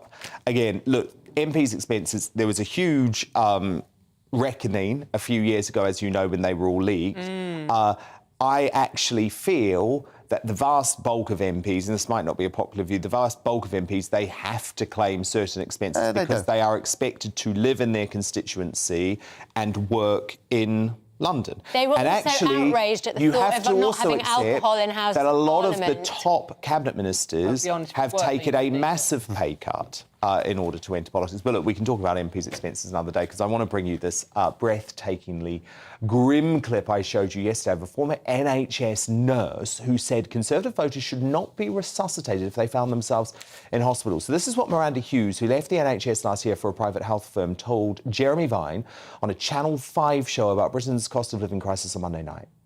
Miranda, you were a nurse, correct? I was. But I hear it sort of broke you. I could not handle the emotional stress of not being able to deliver for my patients. If you are there to do a job as a compassionate person, there are no resources, and you are told persistently on the news that, you know, care homes are being ring-fenced. It's a lie, and I'm sorry, but if you have voted Conservative, you do not deserve to be resuscitated by the NHS. Hang on. Well, today I sent my producer Ben Leo to see if he could track down Miss Hughes, give her an opportunity. I wanted to give her this opportunity to find out whether she stood by those jaw-dropping comments which have now gone viral around the world. Here's what happened. So this is the home of Miranda Hughes. Let's see if she's up for a chat. Hi Miranda, sorry to bother you. It's Ben from Dan Wootton show on GB News. If you're up for coming down for 5 minutes for a very quick chat. You said what you said to Jeremy Vine on the Channel 5 show. Do you stand by it? Do you apologise? The problem, yet again, I've opened my big mouth. Unfortunately, if you say something in the media, it seems to be taken and clipped for Twitter and can be manipulated. If the entire clip is seen, I was actually trying to defend nurses. Can you see why people might think, well, believe that what you said is absolutely outrageous, though, that if they feel they're going to go and get treated by a nurse or go into hospital and they'll have to hide their political leanings? I've underestimated people's ability to actually understand a joke. And I'm sorry, but if you have voted Conservative, you do not deserve to be resuscitated by the NHS. You said that that particular comment was a joke, but a lot of people have highlighted your Twitter posts from going back a year and even your Facebook post. One post you said that Boris Johnson was a murderous scumbag. You called other politicians see you next Tuesdays, and it's been quite consistent. Are you happy with how you've conducted yourself in that manner? No, I'm not happy with how I've conducted myself. I think, you know, it's very difficult to get your political views listened to. You've lost your job. I have lost my job, yeah. And I think that was right of them to do so, because it gave negative connotations to the company.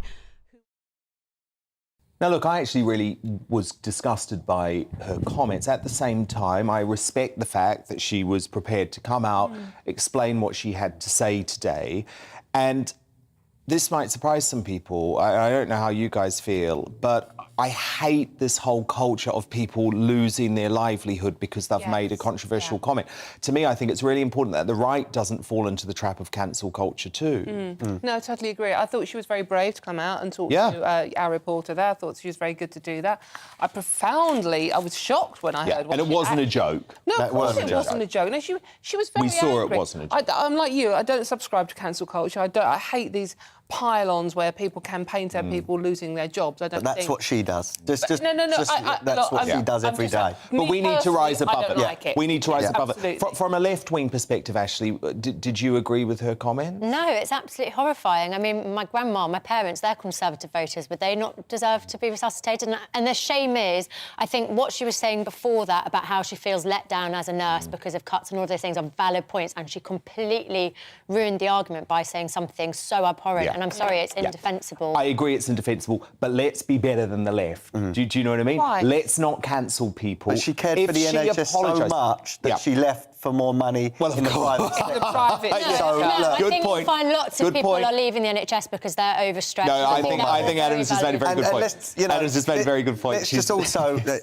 she is an online troll. Yeah. She's a bully herself. Yes. But you know what? I'm going to accept her apology. She's playing the victim there. Yeah. You know, and that's what the left does. They give it, but they can't take it back. I absolutely agree with you, but at the same time, I want to be better than that. I agree. So I accept her apology. I think it was good that she made the apology, and I think she should get her job back. But I think this should be a Would you warning want to be her to the left. patient? And absolutely, I would not. If I saw her operating on me, I would run a mile. She was in breach of contract. I mean, she lost a job because she brought her company into... No, I know. Not for but I just think we've got to all be careful not to fall into cancel culture. Dawn Neeson, Adam Brooks, Ashley James, my superstar panel, thank you so much. And coming up, with the city of Paris effectively boycotting the World Cup amid more damning revelations of human rights abuses, why are England's virtue signalling hypocrites like Southgate and Kane not properly standing up to Qatar? I'll debate that as my superstar panel return. We'll have more of tomorrow's newspaper front pages too. But first, as Harry and Meghan demand chunks of their trashy forthcoming reality series be cut, putting them at loggerheads with the Netflix paymasters, will their desperation to control the narrative be their undoing? Royal masterminds Lady Colin Campbell, Phil Dampier, they'll let loose on this breaking story out of Montecito straight after the break.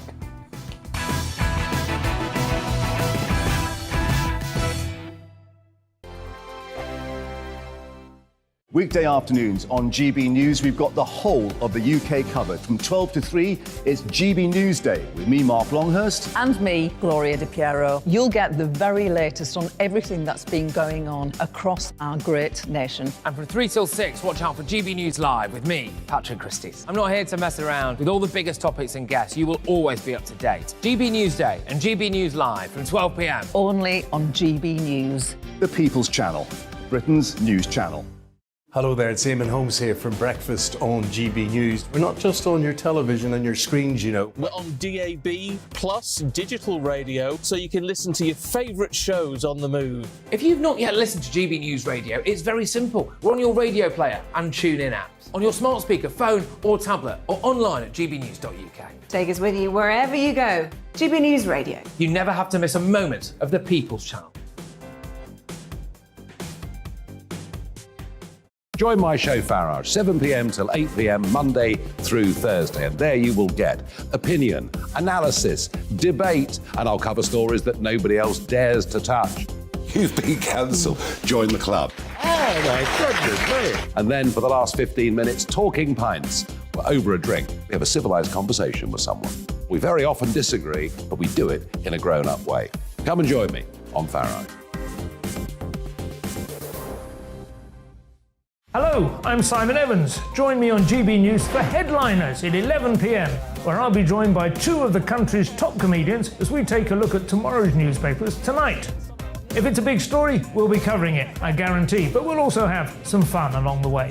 That's GB News Headliners at 11 p.m. We won't put you to sleep, unlike some of the other paper review shows out there. So join us, 11 p.m, 7 nights a week.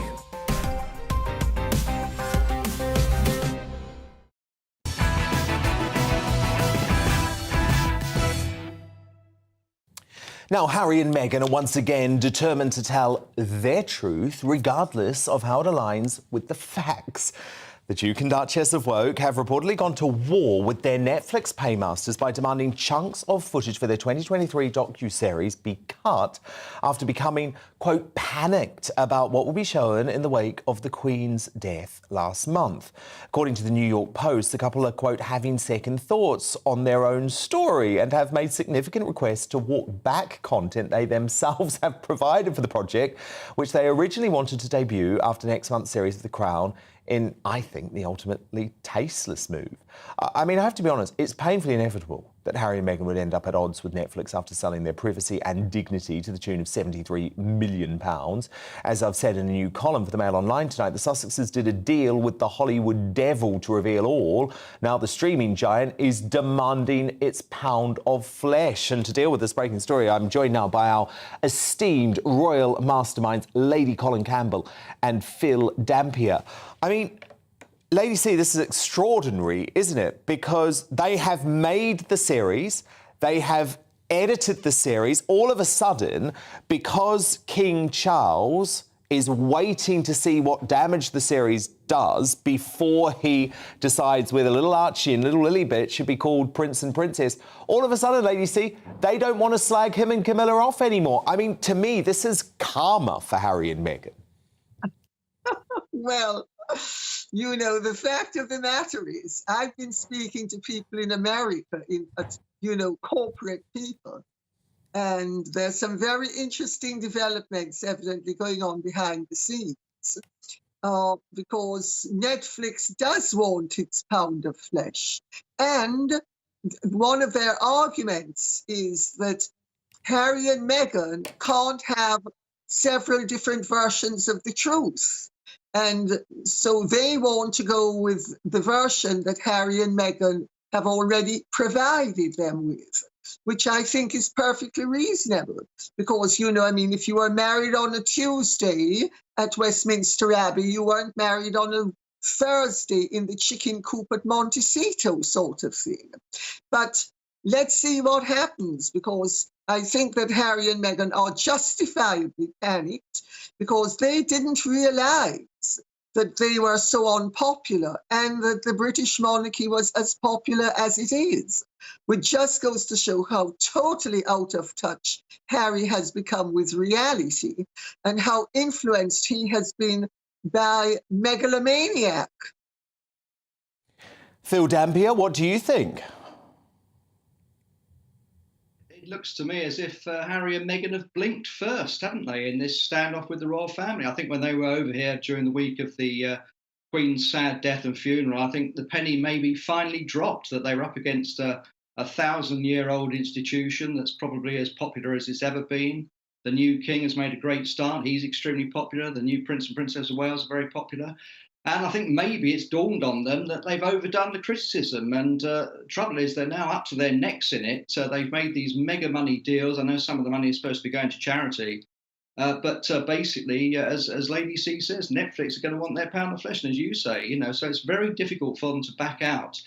And they might try and delay it. They might try and rewrite it. But they really are backed into a corner now. And I think it's going to be extremely difficult for them to justify some of the stuff in Netflix and B, in his book. Well, indeed, because, of course, he's also trying to delay the book as well. But do you know what, Lady C? I actually think Charles should just forget about waiting for the Netflix TV series. He should forget about waiting for the book to come out. He should just make the decision now. Why on earth would he give the children a royal title? It makes no sense to me. Surely he should just rip the plaster off now, say, we're dumping you from the family, you have dumped on us, and he should take the initiative. Well, I don't think, Dan, that the king should put it quite like that, with due respect to you, although I fully appreciate where you're coming from and in part agree with you.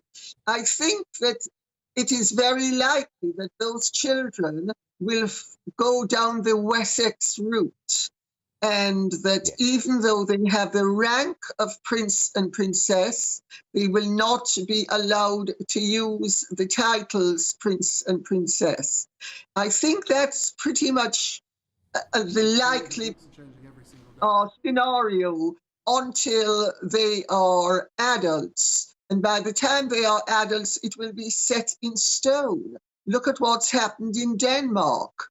Look at what the King of Sweden did with stripping the royal highnesses of his grandchildren.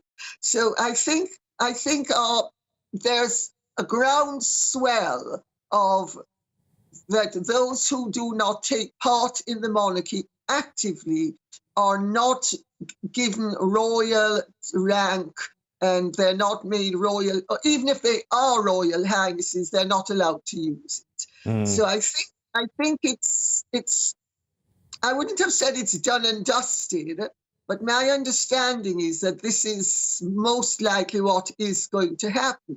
It's just a matter of, there's no need to rush any of this. For instance, the Dukedom of Edinburgh, it's because of all that's going on now with Denmark and Harry and Meghan and the children, it might not be the most propitious time to honour the commitment that the Earl of Wessex would be made Duke of Edinburgh. See, I think they should just do that too. I think they should just do that now. But I hear what you're saying. Phil, I want to talk a little bit about the Netflix situation specifically, because this New York Post reporting was fascinating, right? And it shows you how Harry and Meghan have signed away their dignity, I think, because Netflix are so commercially savvy about this deal. What they want to do is they want to launch the Kardashian-style show featuring Harry and Meghan off the back of the series of The Crown. Now, how tasteless is that Harry would even consider allowing that to happen, given that an entire episode of this new series of The Crown is going to feature Princess Diana's very famous interview with Martin Bashir. And think of how different that makes him to Prince William. I mean, Prince William has literally gone to war with the BBC to consign that Bashir interview to history because he believes it was procured in an immoral, some would say illegal, but certainly in a moral manner. Yet Harry has signed up for an organisation that is actually going to put the interview there on a world stage. I know, it's incredible, isn't it, the hypocrisy that Harry is willing to take money. I think it's something like they've had half the money, haven't they? I think it's something like £35 million. $35 million. And they've done nothing so far, nothing in 2 years. And absolutely extraordinary. But as you say, the hypocrisy is incredible. And, I have to make a confession. I've never actually watched The Crown, but I don't believe it to be terribly accurate. I'm astonished that Harry is willing to take money from an organisation that's living off the back of that. So we shall see. But, they're in a complete mess. They've messed up, I think, totally. And I think they're panicking. They've got rid of their PR people. They've got rid of Sunshine Sachs, who've been representing them for some time, got new people in. Whether they're going to be able to turn it around, I have my doubts, but they really need to find something better to do than just criticise the royals and criticise other people. Well, yeah, but the problem is, Lady C, that the folk, including Netflix, who have paid tens of millions of pounds, are expecting them to do just that. So if they want the money, they're going to have to go ahead with it, aren't they? Of course, the fact of the matter is they chose the narrative. Remember, they could have left. They could have done things much more nicely. They could have done things decently. They are the ones who created this false narrative. And let's not pussyfoot around. It is a false narrative. It is. And they didn't only accuse the British royal family of dastardly things. They accuse the British people as well. This is their lie that is coming back to bite. Yeah. We're all horrible racists who hated Meghan because she has mixed heritage, aren't we? I mean, as if. And that wedding, the tiny wedding with only 20 Yeah, that the whole country didn't stop for, that we didn't all take the day off work for and celebrate the fact that we had this exciting American joining our royal family.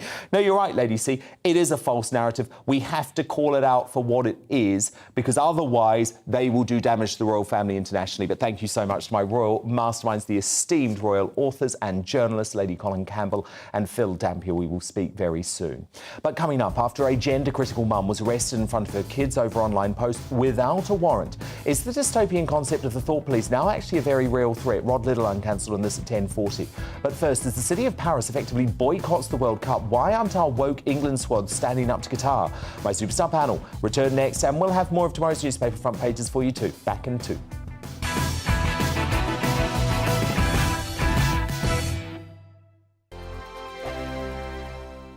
Weekday afternoons on GB News, we've got the whole of the UK covered. From 12 to 3, it's GB News Day with me, Mark Longhurst. And me, Gloria Di Piero. You'll get the very latest on everything that's been going on across our great nation. And from 3 till 6, watch out for GB News Live with me, Patrick Christys. I'm not here to mess around. With all the biggest topics and guests, you will always be up to date. GB News Day and GB News Live from 12 p.m. Only on GB News. The People's Channel, Britain's news channel. Hello there, it's Eamon Holmes here from Breakfast on GB News. We're not just on your television and your screens, you know. We're on DAB plus digital radio, so you can listen to your favourite shows on the move. If you've not yet listened to GB News Radio, it's very simple. We're on your radio player and TuneIn apps, on your smart speaker, phone or tablet, or online at gbnews.uk. Take us with you wherever you go. GB News Radio. You never have to miss a moment of the People's Channel. Join my show Farage, 7 p.m. till 8 p.m. Monday through Thursday, and there you will get opinion, analysis, debate, and I'll cover stories that nobody else dares to touch. You've been cancelled. Join the club. Oh my goodness me. And then for the last 15 minutes, talking pints. We're over a drink. We have a civilised conversation with someone. We very often disagree, but we do it in a grown-up way. Come and join me on Farage. Hello, I'm Simon Evans. Join me on GB News for Headliners at 11 p.m, where I'll be joined by two of the country's top comedians as we take a look at tomorrow's newspapers tonight. If it's a big story, we'll be covering it, I guarantee, but we'll also have some fun along the way. That's GB News Headliners at 11 p.m. We won't put you to sleep, unlike some of the other paper review shows out there. So join us, 11 p.m, 7 nights a week.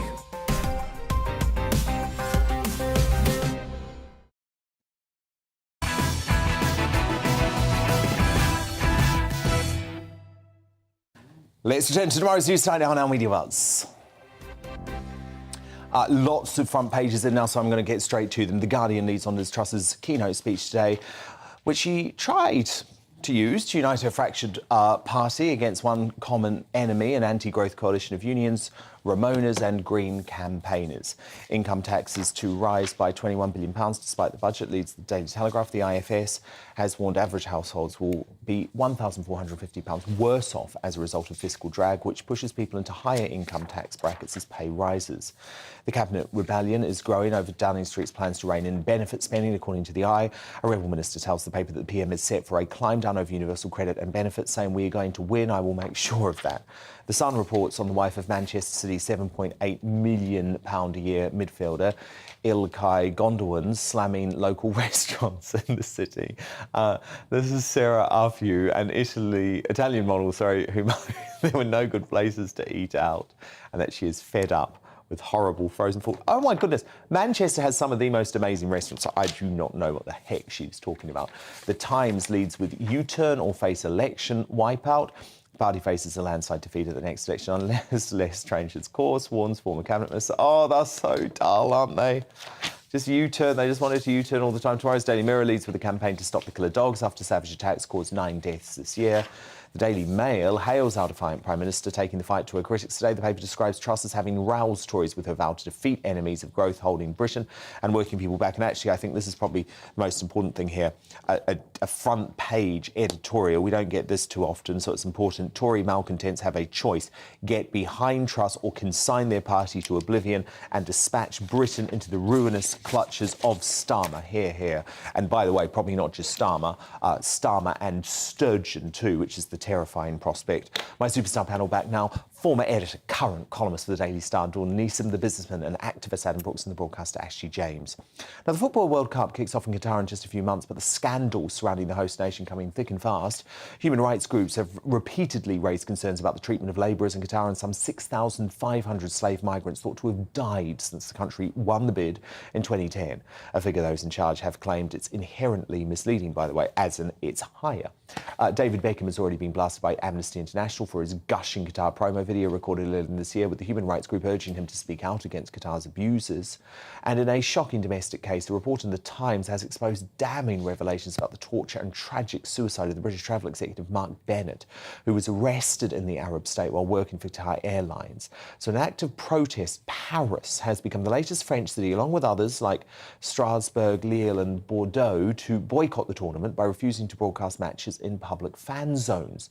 Meanwhile, England captain Harry Kane set to wear a rainbow armband during the tournament. Oh, that's going to make such a difference. So are they really doing enough to stand up to the murderous and bullying regime? And are you going to join an ever-increasing boycott? Because Dawn Neeson, I was really stunned by this, because you are probably the biggest football fan here, and you are planning to personally boycott the tournament. I am, absolutely. I don't think it should be held there. This is all about money. The only reason... I mean, it's right in the middle of the domestic season for a start, so it's stopping all the games in this country. There's no way it should be played there in the first place for all the practical reasons about the wrong time of year, wrong climate, etc., etc. So yeah, I'm going to do Eric Cantona. I mean, probably a slightly bigger football fan than me, not going to watch any of it. He's going on holiday on a motorbike, ignoring the whole thing. And I think we should boycott it, absolutely. You know, what is it, how many millions of people have died, or thousands of people have died? 6,500, yeah. 6,500 people. And you know what is really annoying? Not only... And by the way, it's going to be much higher than that. Of course it is. And you know what's really annoying is that it's not just where it's being played, but England's first game is against Iran, OK? This is the country where Masma Ami has just been killed by the morality piece for not wearing a hijab properly. We're playing them. You want me as a woman to sit and watch that? No, thank you. Adam Brooks, are you going to be showing the games at your pubs? Because, of course, this is the pressure that's coming now after no one's pressuring Paris me. banned its fan zone. Yeah, no one's pressuring me not to show it. No disrespect. It's not our fault that corruption and brown envelopes have led to it being played in Qatar. Pubs need, well, one of my pubs needs the trade. Yeah, because this is big business. Yeah, it's the big World business. Cup. Yeah, the pubs. you know, you want to be in a pub to watch the World Cup. Exactly, and look, at the end of the day, if we don't show it, people are going to watch it at home. So no one's pressuring me not to. You know, I'm definitely showing it. What time of day are the games? They vary. They do vary. They better not be on at 9 p.m. till 11 p.m. Monday to Thursday. I'll be very angry. Look, at the end of the day, Dan, you know, publicans and people like ourselves are not preaching about, you know, the issues that are going on there. We're not virtue signalling. Well, no, indeed. But that's the big issue, Ashley James, isn't it? Because the problem is, I'm a big believer in keeping politics out of sport. But with all of the taking the knee nonsense and the rainbow armbands, it's the England team that have actually brought politics into sport. And now they look like rank hypocrites. What, so they're going to go to Qatar, where being gay is illegal, where women need permission to do anything, to even go to school. Women need permission from a male guardian. The blame is on the woman, the blame's not on the person doing the raping. But they're going to go and they're going to take the knee in the stadium, and he's going to wear his little rainbow armband and everything's going to be fine. This is why I warned them last year, Ashley, that taking the knee was ridiculous. They should just keep politics out of the sport.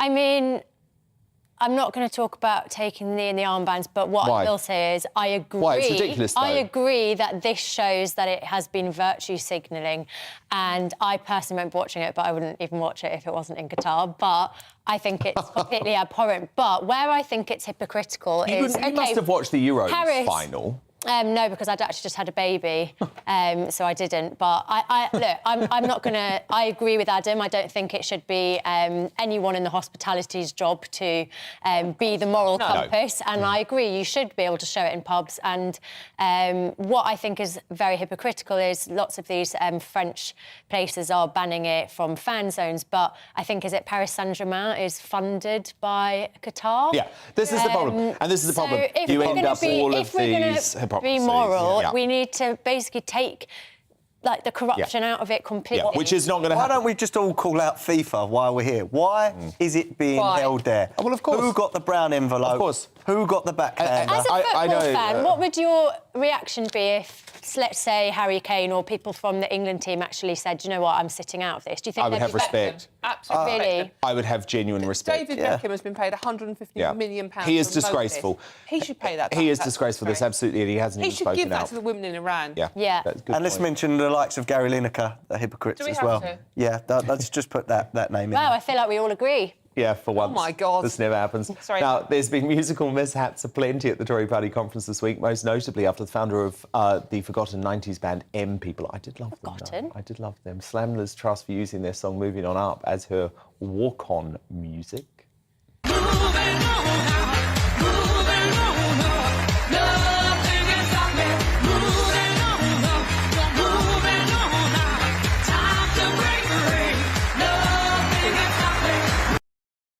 Pickering tweeted that he, quote, didn't want their song being a soundtrack to lies and that he was sad it got used by this shower of a government.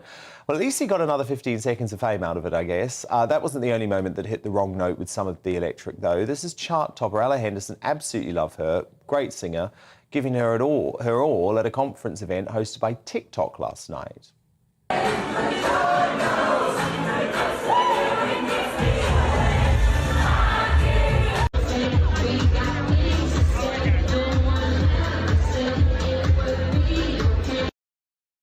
But the former X Factor star has got the blood pressure of the so-called tolerant left rising higher than Simon Cowell's trousers. These are just a few of the tweets from Liberal agitators stating they are disappointed beyond belief that the singer performed for right-wing bigots, apparently, after fronting a string of Pride gigs this summer. Others blamed her, calling her a vapid grifter and demanding that she donate her entire performance fee to an LGBT charity to redeem herself. Yeah. Not that she has anything to redeem herself for. As one Twitter user put it, the practitioners of the kinder, gentler politics are now frothing and screeching for Ella Henderson's cancellation. It makes you think. Certainly does. She's a great woman. I think it's brilliant she performed at the Tory party conference, and no one would have any problem if a singer took a gig at the Labour Party conference. Ashley James, Adam Brooks, Dawn Neeson, do stand by, because coming up, Labour Maths whiz Diane Abbott has got her facts all wrong again about this show. So we'll explain exactly what's been going on when I named tonight's Greatest Britain Union Jackass.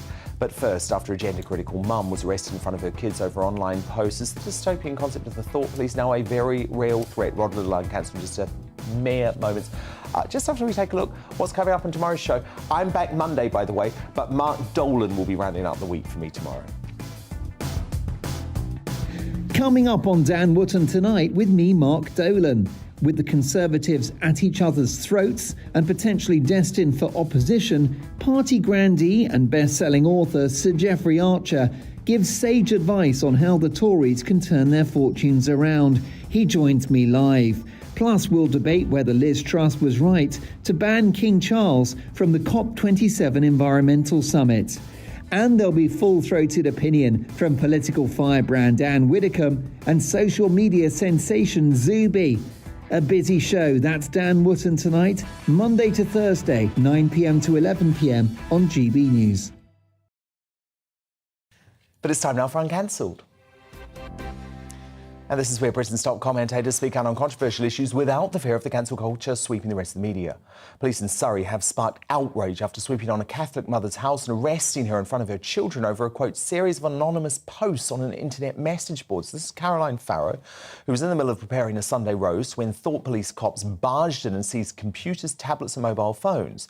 She was accused of posting anonymous and malicious messages on the Kiwi Farms website, a forum that discusses celebrities apparently, and harassing other users on the platform. Now, Caroline was taken to a police station and quizzed for several hours, and she still faces up to 2 years in prison if charged and found guilty under the Malicious Communications Act. Police said they were probing allegations of malicious communications and harassment and seized her devices to, quote, gather further evidence and carry out an investigation to prove or disprove the allegation. But here's what she told GB News' Mark Stein last night. They said, can we come in? And I said, do you have a warrant? And straight away, this burly policeman put his hand onto my front door and said, we saw that. We don't need one. Actually, in the case of my children, it was deeply irresponsible. So my 2 younger children have got learning difficulties. Well, they're both diagnosed autism. And they have been extremely traumatised, and I'm so angry about it. Now, it's not the first time police have targeted Caroline. She was previously the subject of a 5-month investigation in 2019 after she was accused of calling a transgender woman a he on Twitter. So, I mean, Rod Little, this just makes me want to despair, because it's exactly the type of nonsense the Home Secretary, Suella Braverman, has said the police should not be focusing on. But these cops are defending this investigation, Rod. They're not backing down. No, absolutely. You have to know that the cops are on the side of the tiny minority, the transgender activists, who are shrieking and going bananas almost all of the time, and who have subjected Caroline Farrow to years of harassment and bullying. And there's no other word for it, absolutely. And the remarkable thing about this is that the police had no evidence whatsoever that Caroline Farrow had posted anything anonymously on the Kiwi Farms website. They had no evidence and no reason to suspect that she had.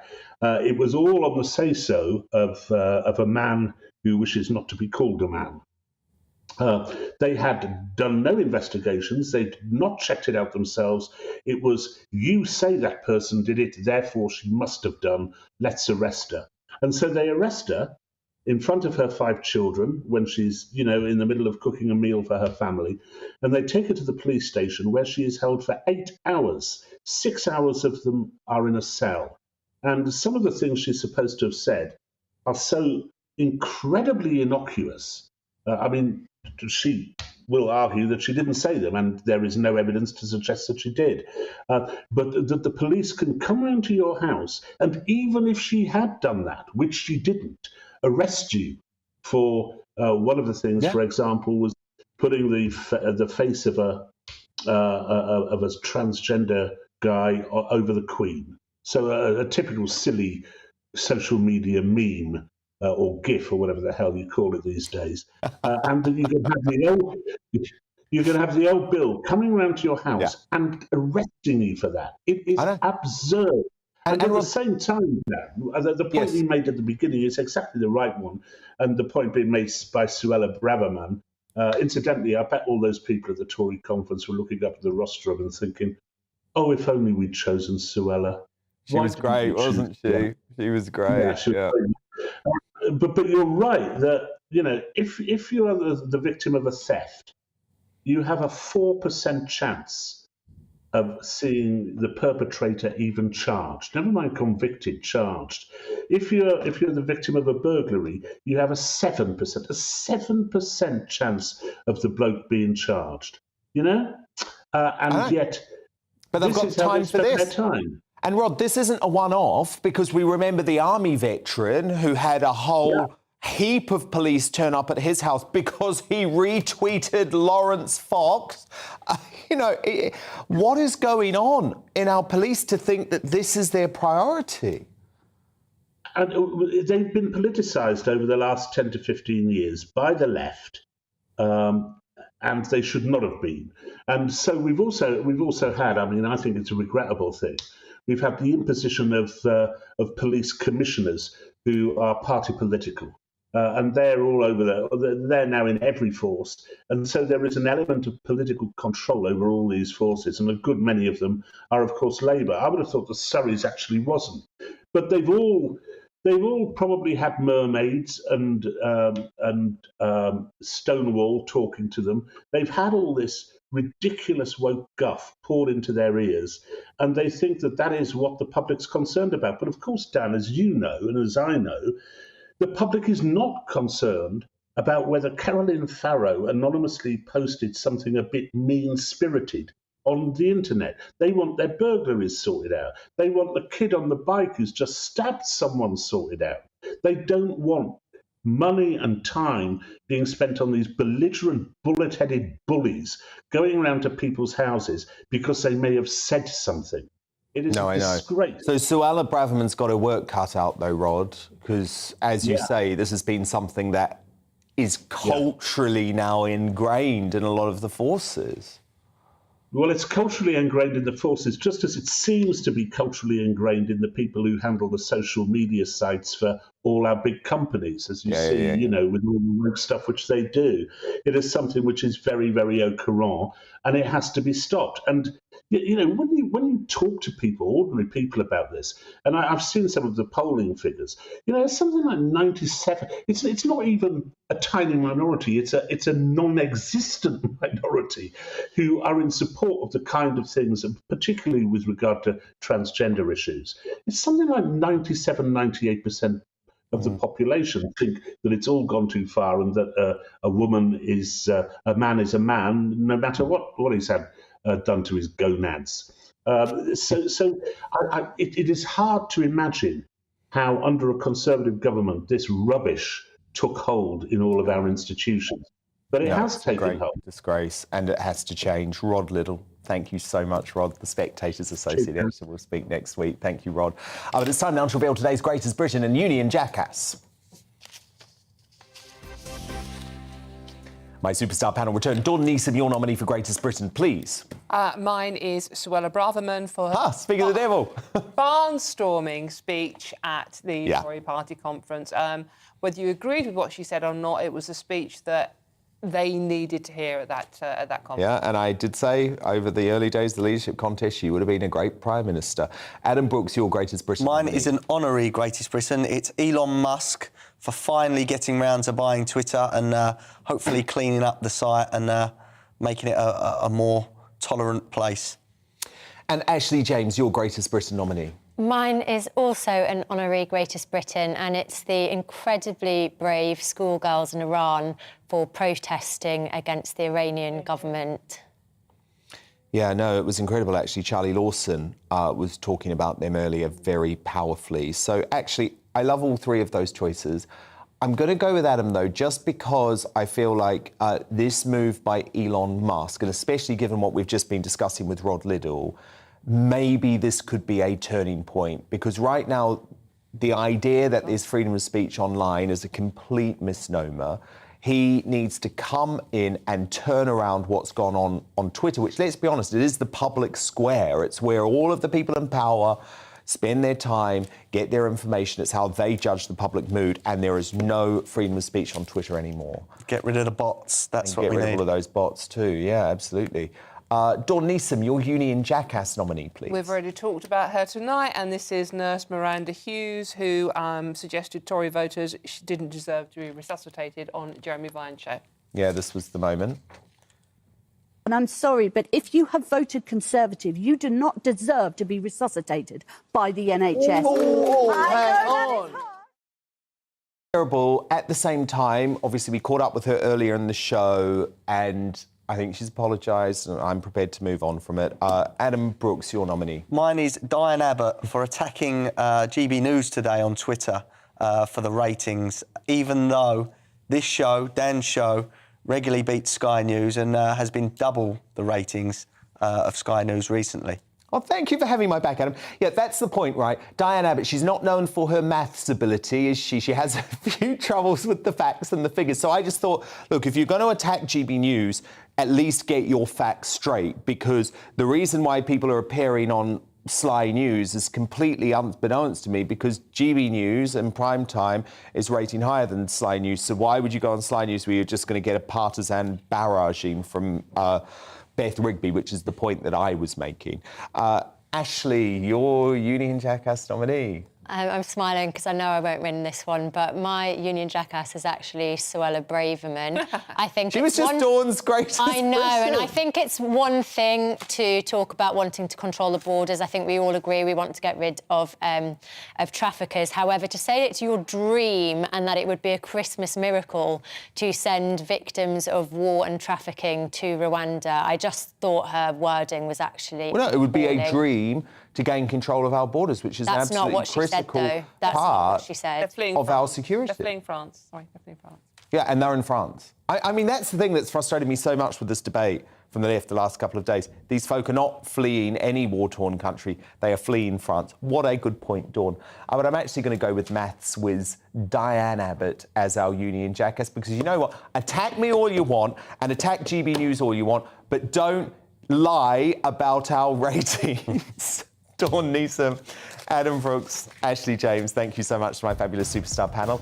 I'm actually back on Monday night, but I'm leaving you in the capable hands of Mark Dolan. He'll be here tomorrow from 9 p.m. Headliners is up next. Good night. Evening, Alex Deacon here with your latest weather update from the Met Office. Still breezy tomorrow, but not quite as windy as today. Many places seeing sunny spells.